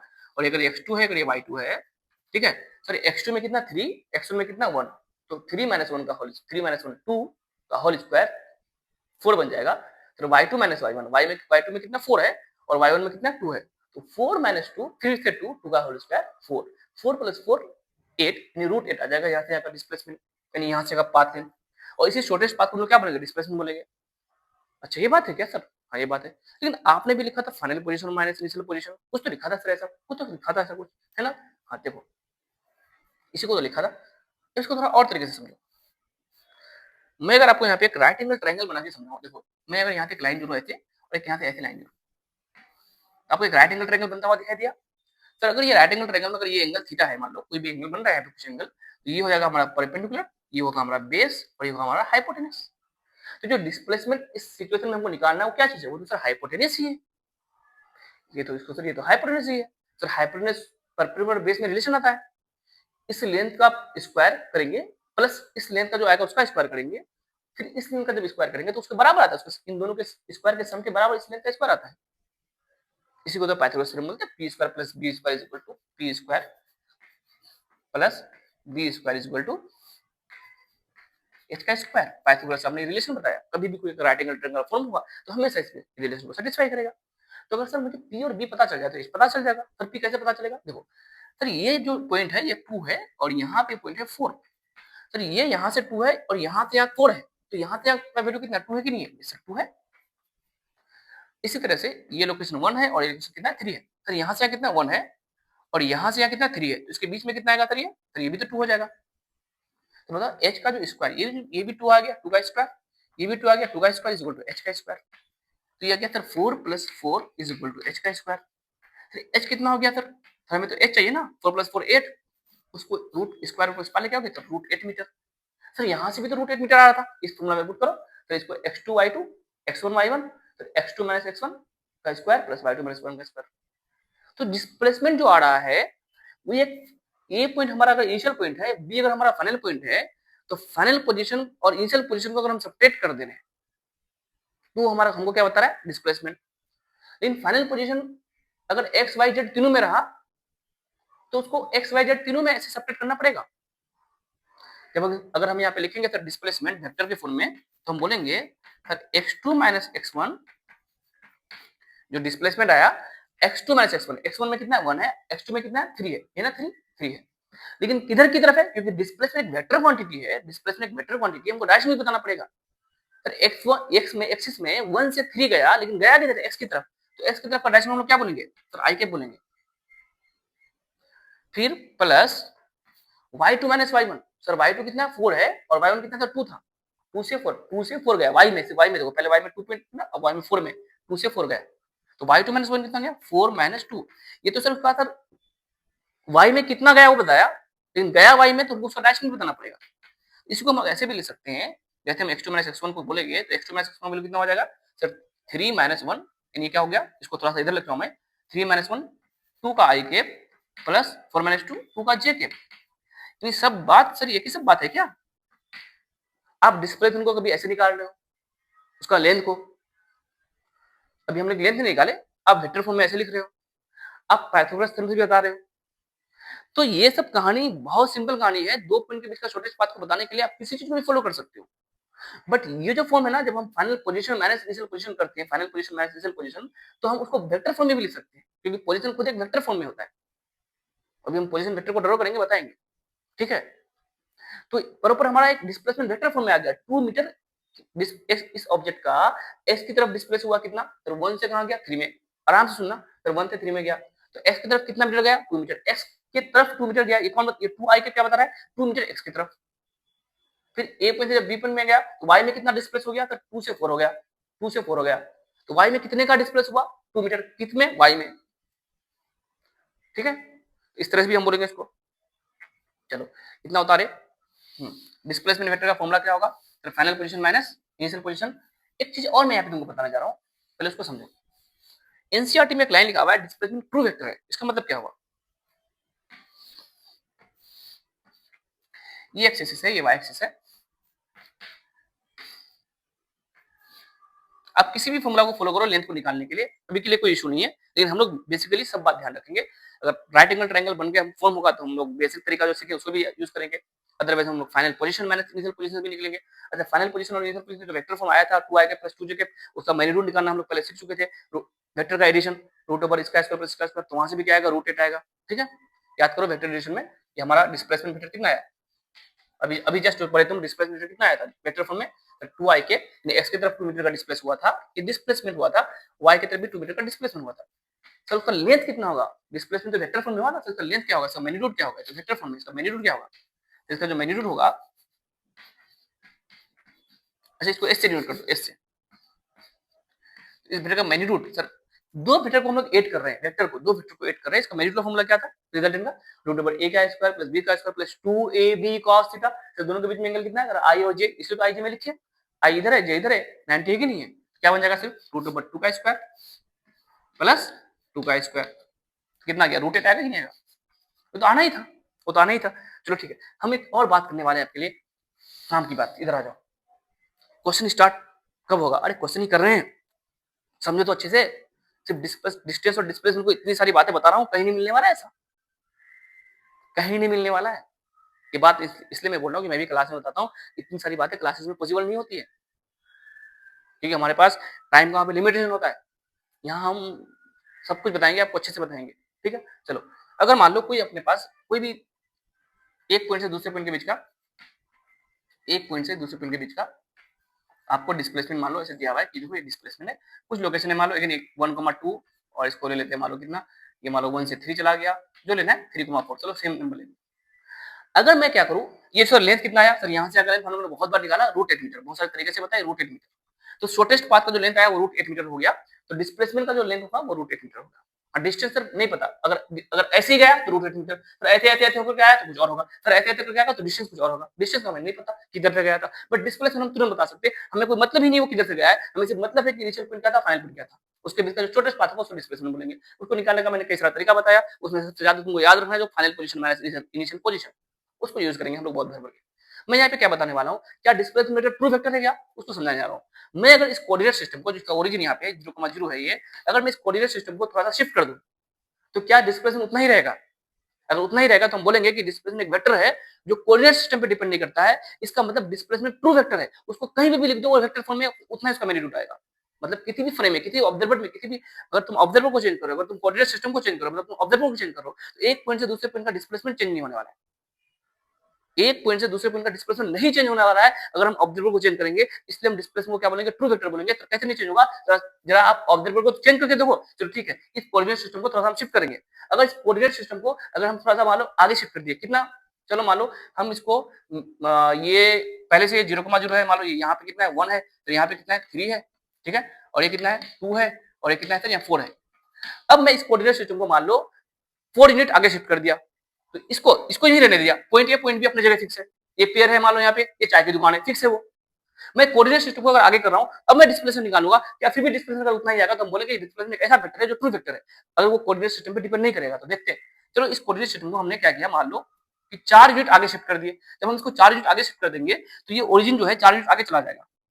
जब 4 यूनिट अगर एक्स में आगे चला जाएगा, तो जो पहले यहाँ पे 1 था, तो ये देखो यहाँ से यहाँ 1 था ना, तो ये जो लाइन, ये क्योंकि तुम ओरिजिन को यहाँ लेके जा रहे हो, तो ये यहाँ से कितना पीछे आएगा, 3 यूनिट पीछे आगे नहीं का। ये पॉइंट जो है नए वाले कोऑर्डिनेट सिस्टम में, मैं नए वाले ये उसी पॉइंट को मैं ड्रॉ करूंगा नए कोऑर्डिनेट सिस्टम में जो आगे शिफ्ट हुआ है, मतलब जिसका, या यही बना देता हूं, जिसका कोऑर्डिनेट सिस्टम, अब हमारा जो कोऑर्डिनेट सिस्टम है वो ये है, मान लो ये है 0,0। अगर ये 0,0 है, तो जो पॉइंट पहले तुम्हारा यहाँ पे, यहाँ से 1 पे था, अब यहाँ से क्योंकि तुमने इसको कितना यूनिट शिफ्ट किया आगे, 4 यूनिट शिफ्ट कर दिया, 4 यूनिट आगे शिफ्ट कर दिए। तो अगर ये 4 यूनिट आगे चला गया, तो ये पॉइंट तुम्हारा कितना आएगा, सर ये तो 3 यूनिट पीछे हो गया, यहाँ से यहाँ 1, यहाँ से यहाँ 3 हुआ ही नहीं होगा, तभी तो ये 4 यूनिट है ही नहीं है। तो इसके रिस्पेक्ट में इसका लोकेशन अब क्या हो जाएगा, सर इसके रिस्पेक्ट में, मैं इसके रिस्पेक्ट में बना रहा हूँ, इस पॉइंट का लोकेशन क्या हो गया चेंज होकर के, सर एक्स में, तब यहाँ पे क्या हो गया, सर एक्स में इसके रिस्पेक्ट में तो पॉइंट पीछे है, सर कितना पीछे है, 1 2 3, ऐसे 1 2 3, यहाँ पे कौन सा पॉइंट होगा, -3।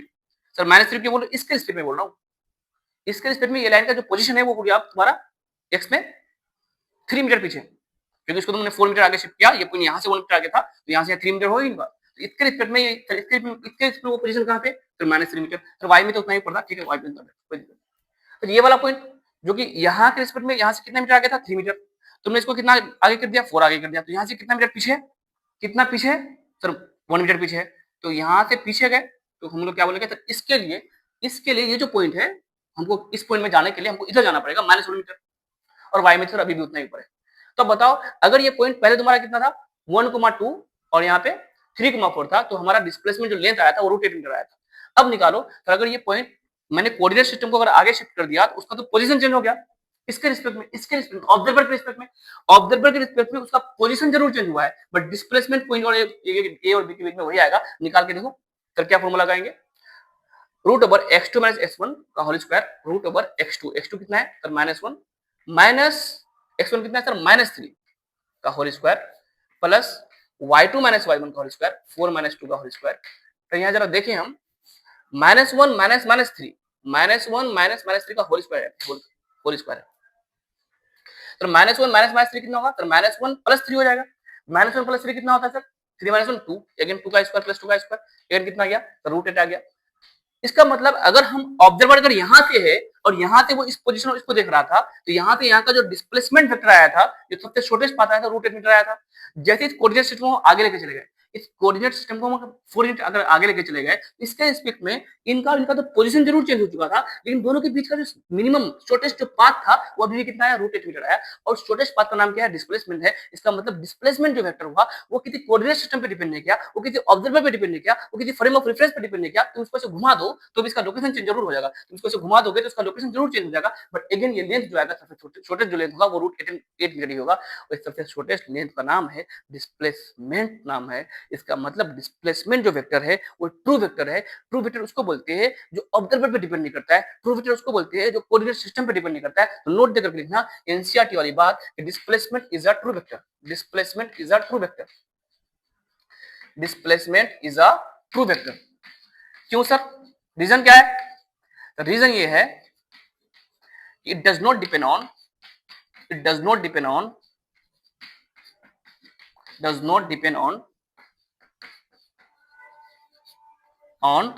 coordinate system, frame of reference, observer। मैं डिस्प्लेसमेंट की बात कर रहा हूं, मैं पोजीशन की बात नहीं कर रहा हूं। हालांकि पोजीशन चेंज हो चुका था, पहले पोजीशन कितना था सर 1,2 और यहाँ पे 3,4। अब इसका उसी पॉइंट का पोजीशन यहाँ के लिए कितना सर, यहाँ के लिए तो ये पॉइंट कितना था 1 मीटर आगे था और ये 3 मीटर आगे था। बट यहाँ से ये क्या सर, यहाँ से 3 मीटर पीछे है और ये 1 मीटर पीछे है। तो दोनों का पोजीशन चेंज हो चुका है। तो पोजीशन जो होगा वो कोई ट्रू वेक्टर नहीं होगा, यानी position vector is not a true vector. Position vector is not a true vector. Position vector is not a true vector, क्योंकि पोजीशन तो चेंज होगा अगर तुमने ऑब्जर्वर चेंज किया तो। सर पोजीशन वेक्टर क्या होता है? पोजीशन वेक्टर स्पेशल टाइप का वेक्टर है जो हम किसी भी पॉइंट का लोकेशन को बताते हैं जिसकी हेल्प से। लेकिन अगर हम किसी पॉइंट का लोकेशन अगर बताएंगे तो हम कहां से बताएंगे? अगर मैं यहां से बताऊंगा तो किसी पॉइंट का लोकेशन कुछ और होगा, मैं कहीं और से बताऊंगा तो उसका लोकेशन कुछ और हो जाएगा। फॉर एग्जांपल मान लो ये 0 मीटर है, ये मान लो 10 मीटर है, ये मान ऐसे लो, मुझे जितना दिखाई देगा मैं उतना ही बता रहा हूँ। मान लो ये 0 मीटर है, ये 5 मीटर है, मतलब लोकेशन से लिखा हुआ है 0, या यहाँ से 0 लो, 0 5 10। सर इधर अगर जाएंगे ना तो ये बताएगा सर यहाँ से 5 मीटर पे आ गए, यहाँ पे आ गए तो 10 मीटर पे आ गए। तो इसी तरह से मैं इसको पीछे की तरफ को -5 -10 लिख रहा हूँ। माइनस ये बता रहा है कि जस्ट पीछे की तरफ है, माइनस ये बता रहा है कि पीछे की तरफ है। लेकिन अगर मैं इसको 0 बनाया था तो मैं यहाँ से आ गया तो कितना मीटर गया? 5 मीटर, और फिर यहाँ से 10 मीटर। लेकिन मैं अगर इसको 0 बना देता तो यहाँ से आगे लेंथ कितना? 5 है कि नहीं है? तो मैं अगर कोऑर्डिनेट सिस्टम को आगे शिफ्ट करता तो मेरा पोजीशन अब यहाँ से लेकर यहाँ तक, यहाँ से लेकर यहाँ तक, यहाँ से लेकर यहाँ तक 5 ही होता, जबकि वहां से यहाँ कितना था? 10 था। तो जो पोजीशन है वो कोऑर्डिनेट सिस्टम पे डिपेंड किया, ओरिजिन पे डिपेंड किया, फ्रेम ऑफ रेफरेंस पे डिपेंड किया कि वो यहाँ था कि यहाँ था। बट डिस्प्लेसमेंट डिपेंड नहीं करेगा। डिस्प्लेसमेंट को सिर्फ क्या मतलब है? इनिशियल और फाइनल पॉइंट के बीच का सेपरेशन, शॉर्टेस्ट पाथ, वो हर बार सेम आएगा, तुम कहीं से भी देखो। क्या आपको कहानी समझ में आया? क्या ये आपको डिस्प्लेसमेंट वेक्टर क्यों ट्रू वेक्टर होता है ये समझ में आया? मैं पोजीशन वेक्टर बारे लिखा दूंगा, पोजीशन वेक्टर क्या होता है, ठीक है, कोई बात नहीं। लेकिन अब हम लोग डिस्टेंस और डिस्प्लेसमेंट पढ़ चुके हैं, इसमें हम लोग करने वाले क्वेश्चन हर तरह का न्यूमेरिकल्स, डिस्प्लेसमेंट वेक्टर का फॉर्मूला जरूर याद रखेंगे। फॉर्मूला के फॉर्म में उसको ध्यान रखेंगे कि वो, क्योंकि ये शॉर्टेस्ट पाथ को बताएगा तो हमको निकालना पड़ेगा position vector final position minus initial position. चाहे उसको हम डिस्प्लेसमेंट को हम वेक्टर फॉर्म में निकालेंगे या हम शॉर्टेस्ट पाथ के फॉर्म में निकालेंगे, लेकिन डिस्टेंस जो होगा वो एक्चुअल पाथ होगा। तो हम लोग बेसिक क्वेश्चन से स्टार्ट करेंगे और हर तरह का क्वेश्चन करेंगे। अगले आधा घंटा तक सिर्फ और सिर्फ हम लोग क्वेश्चन करने वाले हैं। अब तक आपको मैंने सिर्फ डिस्टेंस और डिस्प्लेसमेंट का कहानी बताया, उसका एक्चुअल मीनिंग बताया। जितनी भी बातें मैंने आपको बताया उसको नोट डाउन जरूर करना और आगे क्वेश्चन के लिए रेडी होते हैं, ठीक है। तब तक मैं थोड़ा पानी पी लेता हूँ। तो चलो अब हम कुछ न्यूमेरिकल करते हैं डिस्टेंस डिस्प्लेसमेंट में, कैसा कैसा क्वेश्चन आपको पूछा जाएगा, ठीक है। तो हम लोगों ने अच्छे से समझा सर डिस्टेंस क्या होता है, डिस्प्लेसमेंट क्या होता है, ठीक है। वापस से प्ले करके देखना, अगर एक बार अच्छे से देख लिए तो वापस से 2x में देख लेना, सब चीज क्लियर हो जाएगा, कोई दिक्कत नहीं है सर। लेकिन हाँ डिस्टेंस क्या होगा सर? एक्चुअल पाथ उसको कोई वो हमेशा क्या करेगा? इंक्रीज करेगा जब तक चलता रहेगा, उसको कोई डायरेक्शन से कोई मतलब नहीं है। इन पॉइंट्स का ध्यान रखना, उसको कोई डायरेक्शन से कोई मतलब नहीं है। लेकिन डिस्प्लेसमेंट क्या होगा सर? डिस्प्लेसमेंट जो होगा वो सिर्फ दो पॉइंट के बीच का शॉर्टेस्ट पाथ होगा। तो डिस्प्लेसमेंट कैसे निकालेंगे? Final position minus initial position, vector form में लिखेंगे। डिस्प्लेसमेंट जब निकालेंगे तो उसको वेक्टर फॉर्म में लिखेंगे। इधर को आई कैप बोलेंगे तो उसको जे कैप बोलेंगे, वेक्टर में सबको सिखाया हूँ है ना। इधर जाएगा तो उसको के कैप बोल देंगे, और डिस्टेंस को हम हमेशा सारे लेंथ को मेजर करते जाएंगे। तो बहुत बेसिक क्वेश्चन से स्टार्ट करो। मान लो कोई पॉइंट, कोई ऑब्जेक्ट है, यहाँ से ए पॉइंट से चलना स्टार्ट हुआ, यहाँ तक गया गया, सेम रोड में फिर वापस आ रहा है, सेम रोड में वापस आ रहा है, बस मैं वापस आने का रास्ता को तो ऐसे बना रहा हूँ, है वो सेम ही रोड, ठीक है। कैसे वापस आया मान लो यहाँ तक आया, और ये रास्ता में ऐसे बना रहा हूँ पूरा,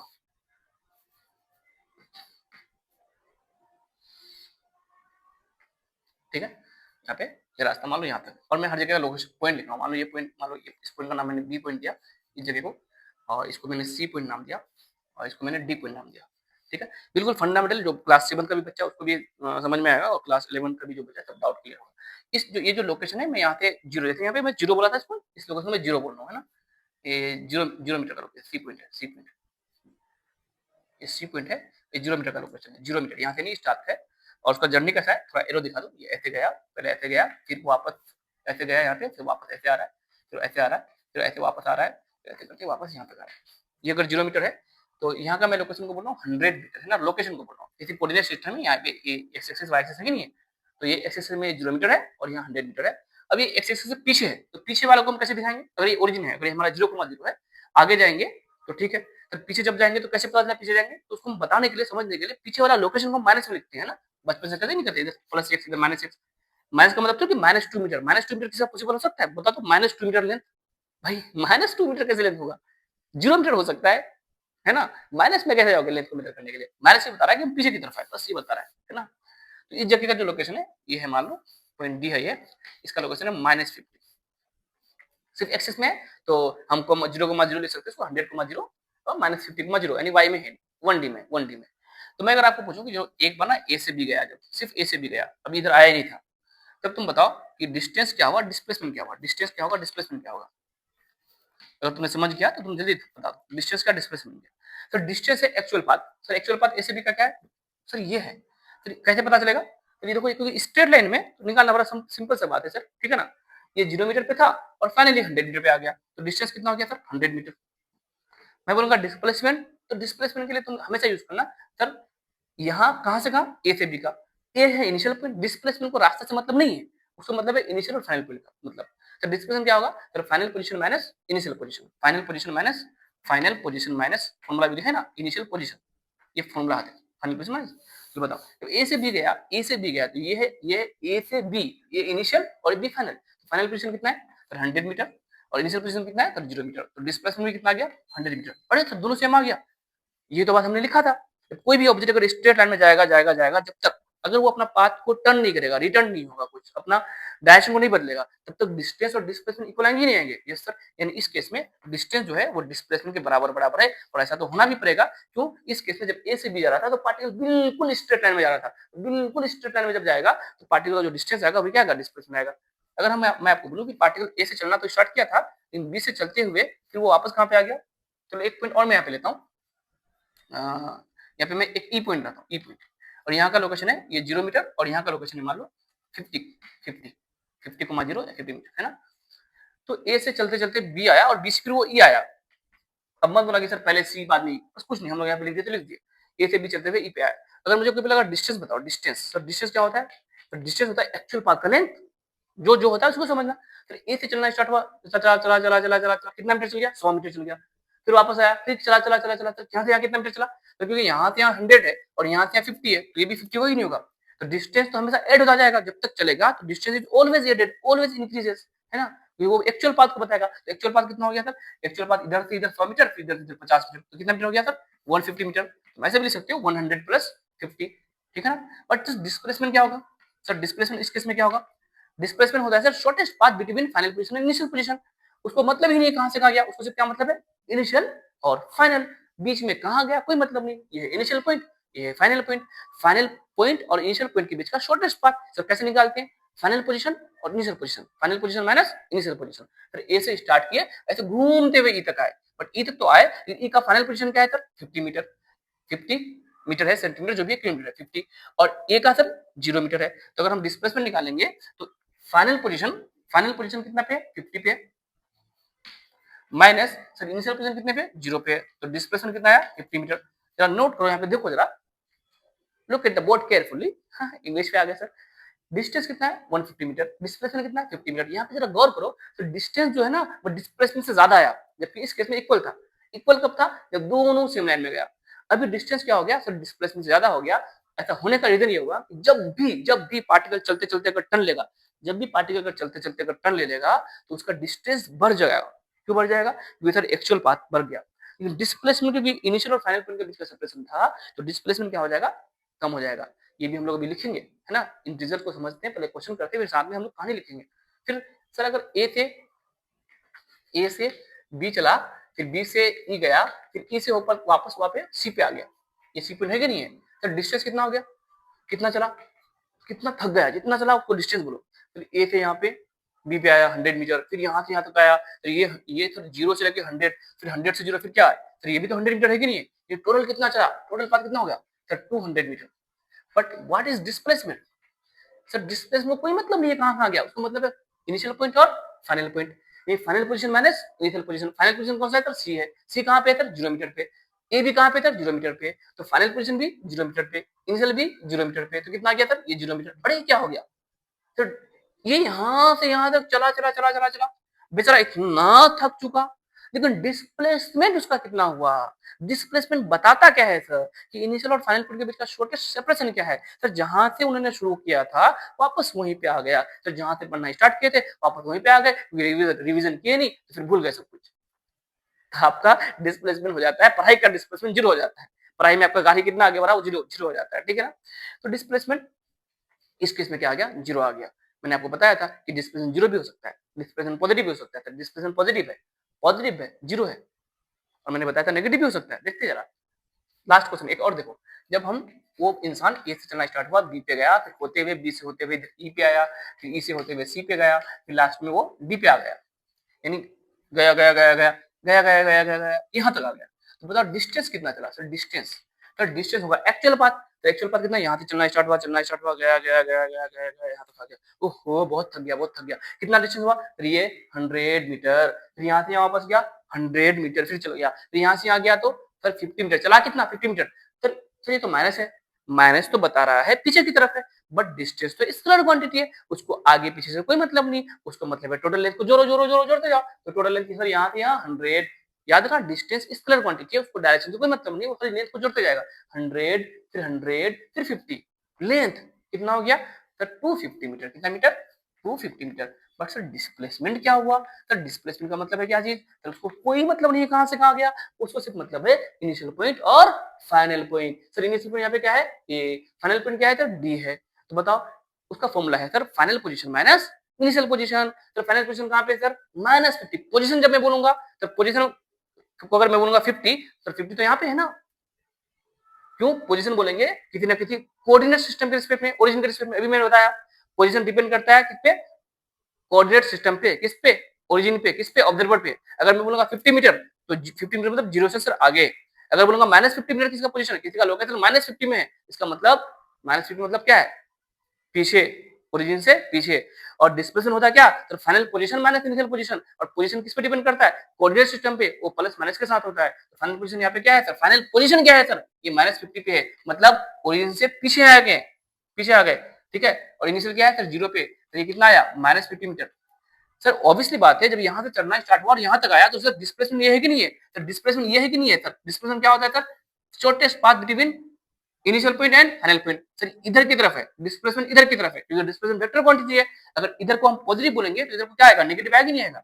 जब तक डिस्प्लेसमेंट इधर की तरफ था सर, यहाँ से आ गया तो डिस्प्लेसमेंट ये था, तो यहाँ से यहाँ आया तो डिस्प्लेसमेंट ये था, तो ये सब क्या था सर? इधर की तरफ था। इधर की तरफ आंसर क्या था? पॉजिटिव आया था, 100 आया। डिस्प्लेसमेंट को देखो कितना आया? 50 आया। तब सर जब यहाँ से चल के यहाँ आए तो डिस्प्लेसमेंट तो 0 हो गया। जब यहाँ से चल के यहाँ से चलते हुए यहाँ पे आए तो सर इनिशियल पॉइंट और फाइनल पॉइंट शॉर्टेस्ट पाथ ये वाला। सर डिस्प्लेसमेंट नेगेटिव आया कि नहीं आया? क्या ये बेसिक क्वेश्चन आपको समझ में आया?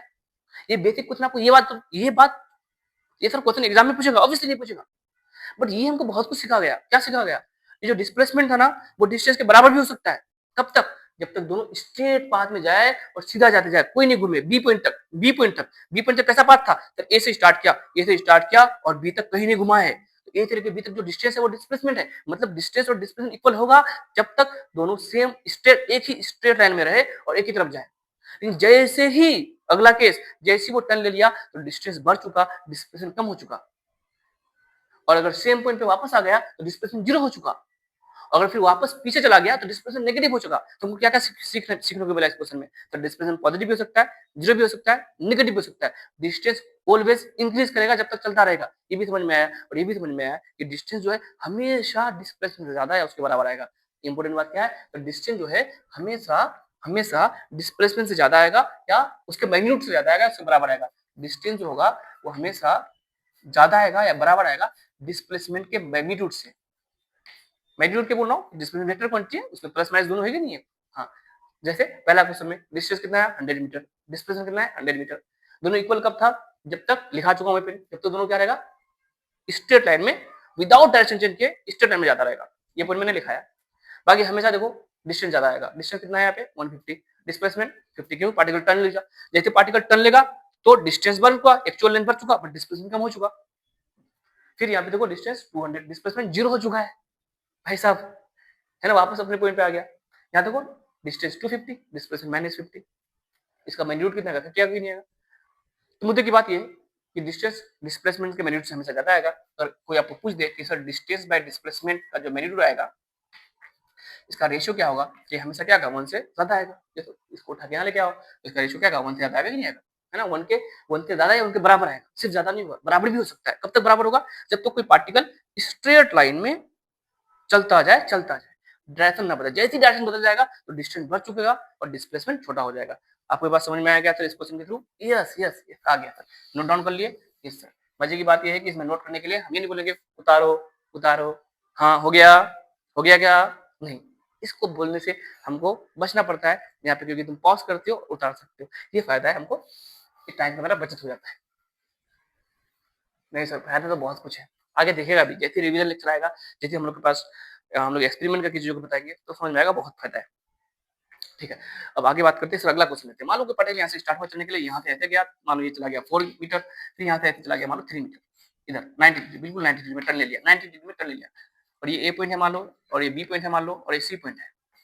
तो बोलेगा बताओ कितना डिस्टेंस चला। तो डिस्टेंस क्या होता है, तो डिस्टेंस होता है एक्चुअल पाथ का लेंथ। सर एक्चुअल पाथ क्या है, 4 मीटर और 3 मीटर, तो कोई मतलब नहीं है किधर से गया है, डायरेक्शन से कोई मतलब नहीं है, बस एक्चुअल पाथ को जोड़ दो। तो एक्चुअल पाथ कितना आ गया, 4 + 3, ये 7 मीटर, ये 7 मीटर क्या है, डिस्टेंस है, कितना है, क्या है, डिस्टेंस है, डिस्टेंस क्या है, but what is displacement, displacement बोलेगा भाई किधर से गए, हमें कोई मतलब नहीं। तो क्या मतलब है भाई, तुम कहाँ थे और कहाँ आए, उसके बीच का शॉर्टेस्ट पाथ बताओ, तुम कहाँ थे और कहाँ आ गए। सर मैं ए में था, सी में चला गया, इनके बीच का शॉर्टेस्ट पाथ क्या होगा, सर इसके बीच का शॉर्टेस्ट पाथ ये वाला होगा।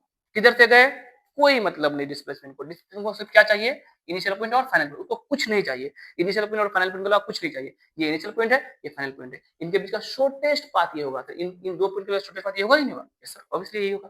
तो बताओ ये 3 या 4 है तो कितना आएगा, ये हमें आता है, ये कैसे आएगा बताओ, पाइथागोरस थ्योरम से, PBH आता ही नहीं आता निकालना, ये आता है। दो अभी क्या है, डिस्टेंस 7 मीटर बट डिस्प्लेसमेंट कितना 5 मीटर, ऐसा क्यों हुआ, क्योंकि ये पार्टिकल टर्न ले चुका, जब भी टर्न ले लेगा ना तो तब डिस्टेंस ज्यादा हो जाएगा डिस्प्लेसमेंट से। हो रहा है कि नहीं हो रहा है, ये क्या चीज है, डिस्प्लेसमेंट, डिस्प्लेसमेंट, ठीक ठीक ठीक ठीक, गलती में तो डालना है ना, ठीक है सर। और मान लो, मान लो कोई बंदा यहाँ पे है, कोई बंदा या बंदी, बंदी, कोई बंदा यहाँ पे है, इसका लोकेशन मान लो यहाँ पे कोई बंदा है, इसका लोकेशन मान लो क्या 2,4,7, कैसे था लोकेशन, मतलब कोई X axis Y axis Z axis होगा, वहां से 2 मीटर एक्स में गया है, 4 मीटर वाई में गया है, जेड मीटर 7 मीटर यहाँ पे आ गया, तो ये यहाँ पे कोई खंभा है, यहाँ पे हवा में है ना, यहाँ पे कोई कोऑर्डिनेट सिस्टम है, यहाँ पे कोई कोऑर्डिनेट सिस्टम है, यहाँ से 2, यहाँ से 4, यहाँ से 7, उससे कोई दिक्कत। और एक पोल है भाई, एक पोल है, पोल में तुम ऐसे चढ़ करके हो, कोऑर्डिनेट सिस्टम मैंने कहीं बना दिया, तो उस पोल में पहुंचने के लिए क्या करना पड़ेगा, मुझे कुछ एक्स में जाना पड़ेगा, कुछ वाई में जाना पड़ेगा, कुछ जेड में जाना पड़ेगा, चढ़ जाऊंगा पोल में, क्या चढ़ जाऊंगा, ठीक है। ये एक बंदा है, क्या है, बंदा है,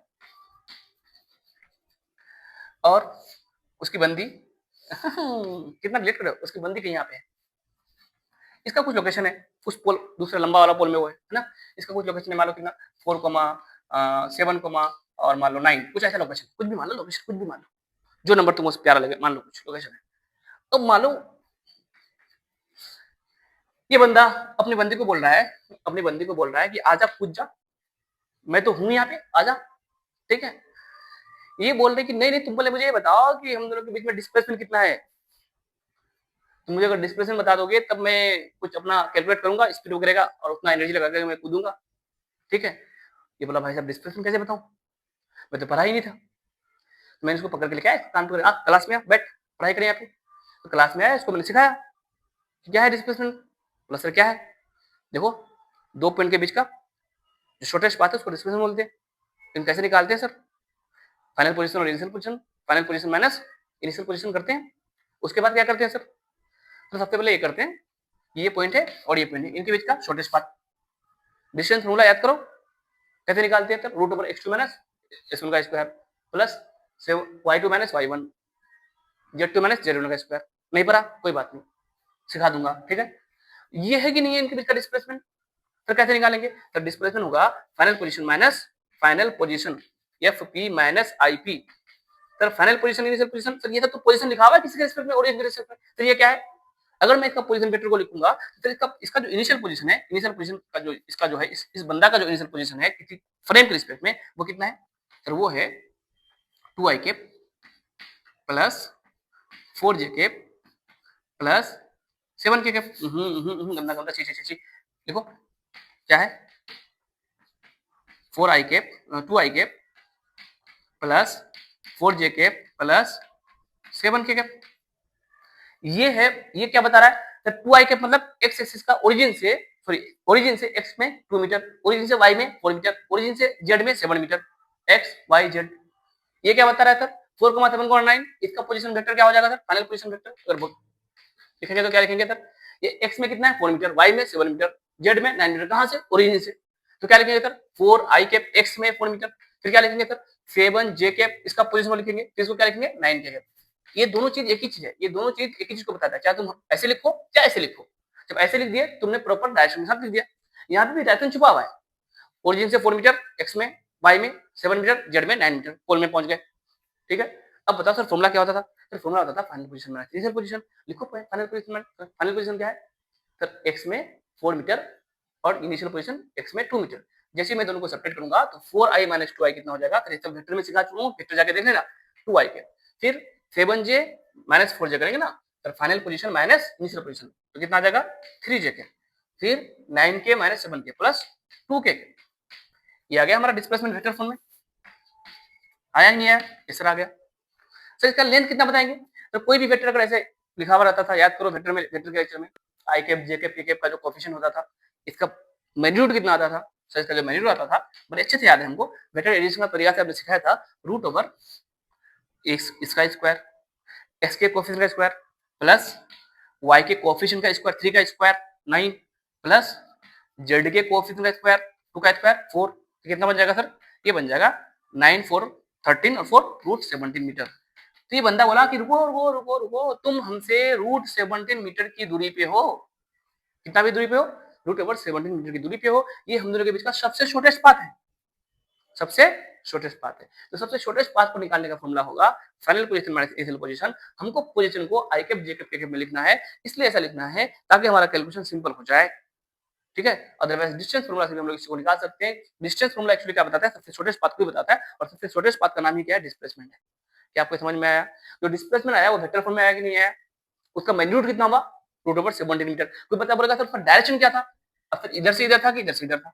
तो हम लोगों ने क्या किया सर, इसको इनिशियल बोला, इसको फाइनल बोला, इधर से इधर था। सर इसका डायरेक्शन बताओ कैसे आएगा?